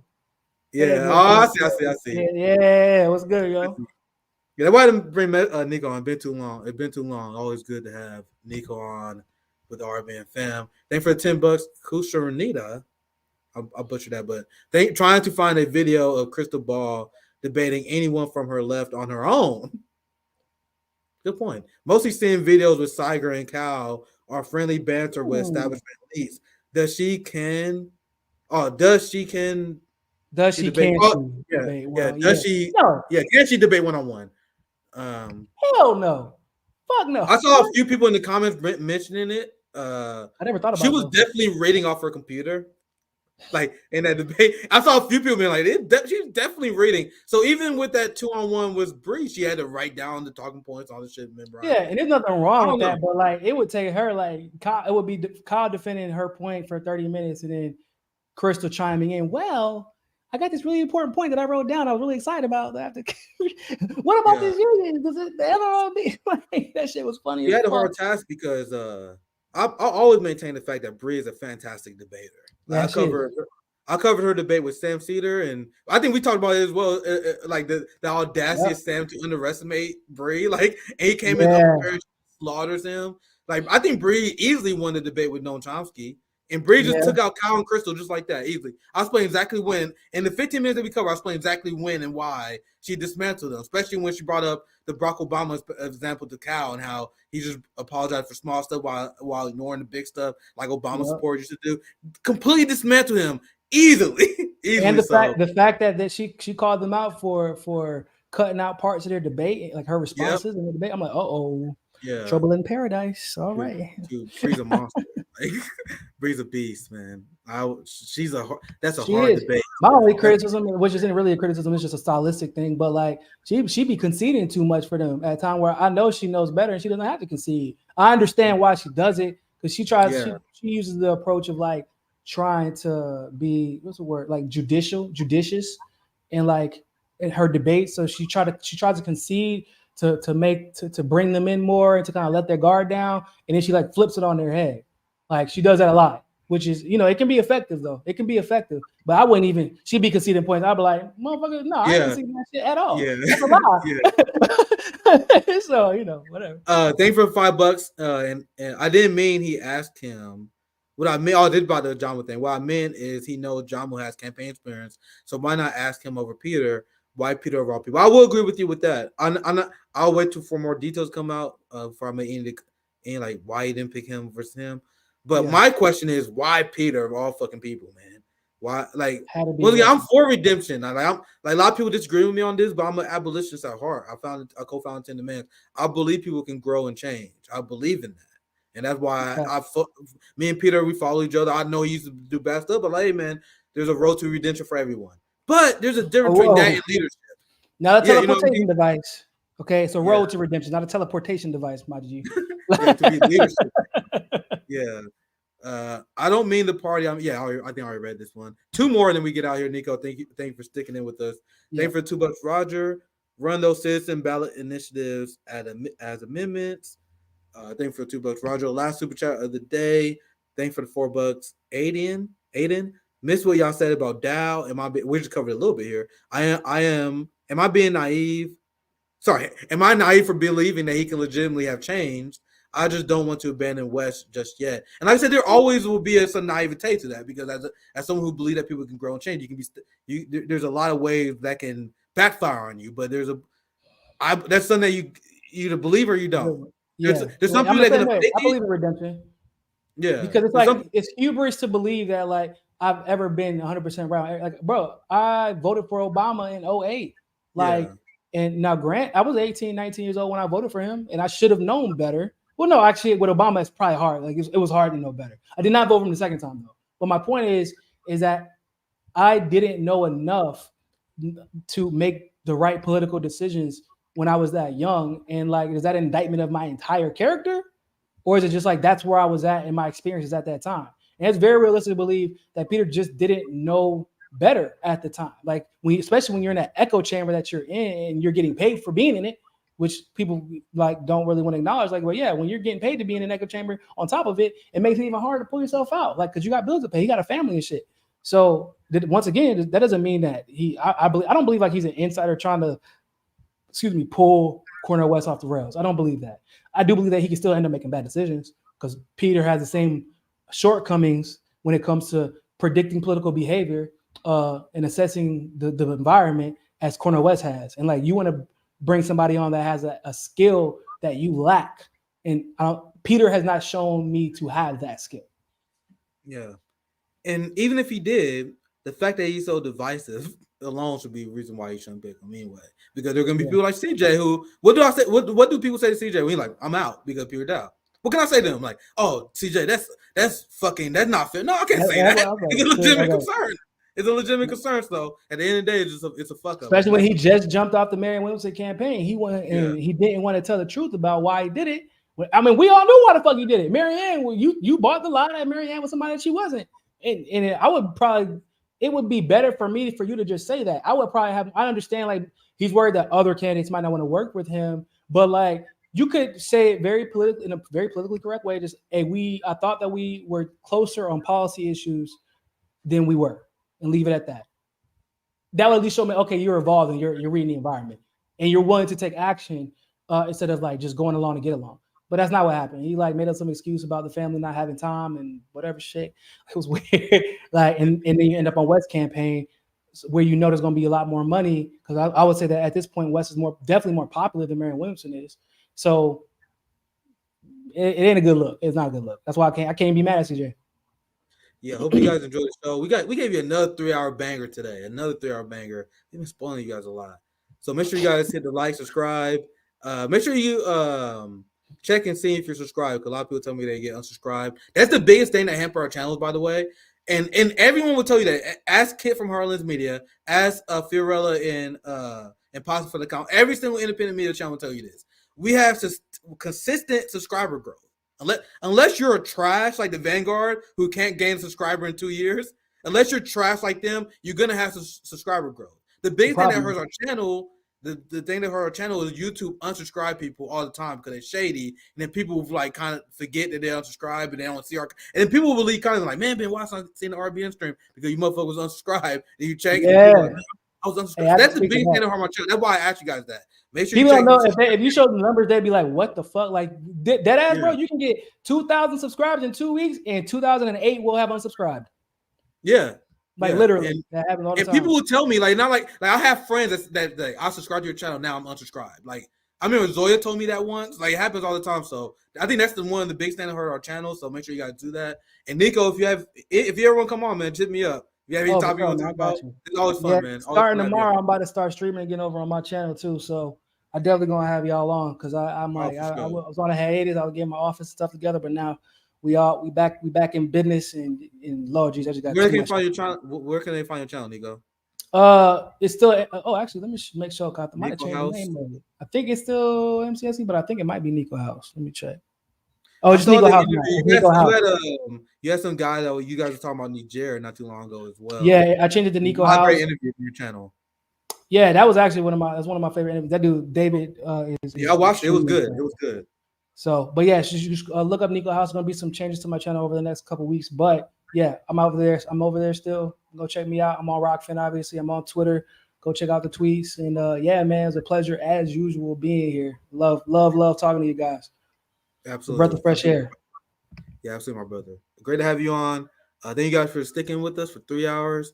I'll make sure you guys check us out for RBN Live tomorrow. See you guys. Have a good one.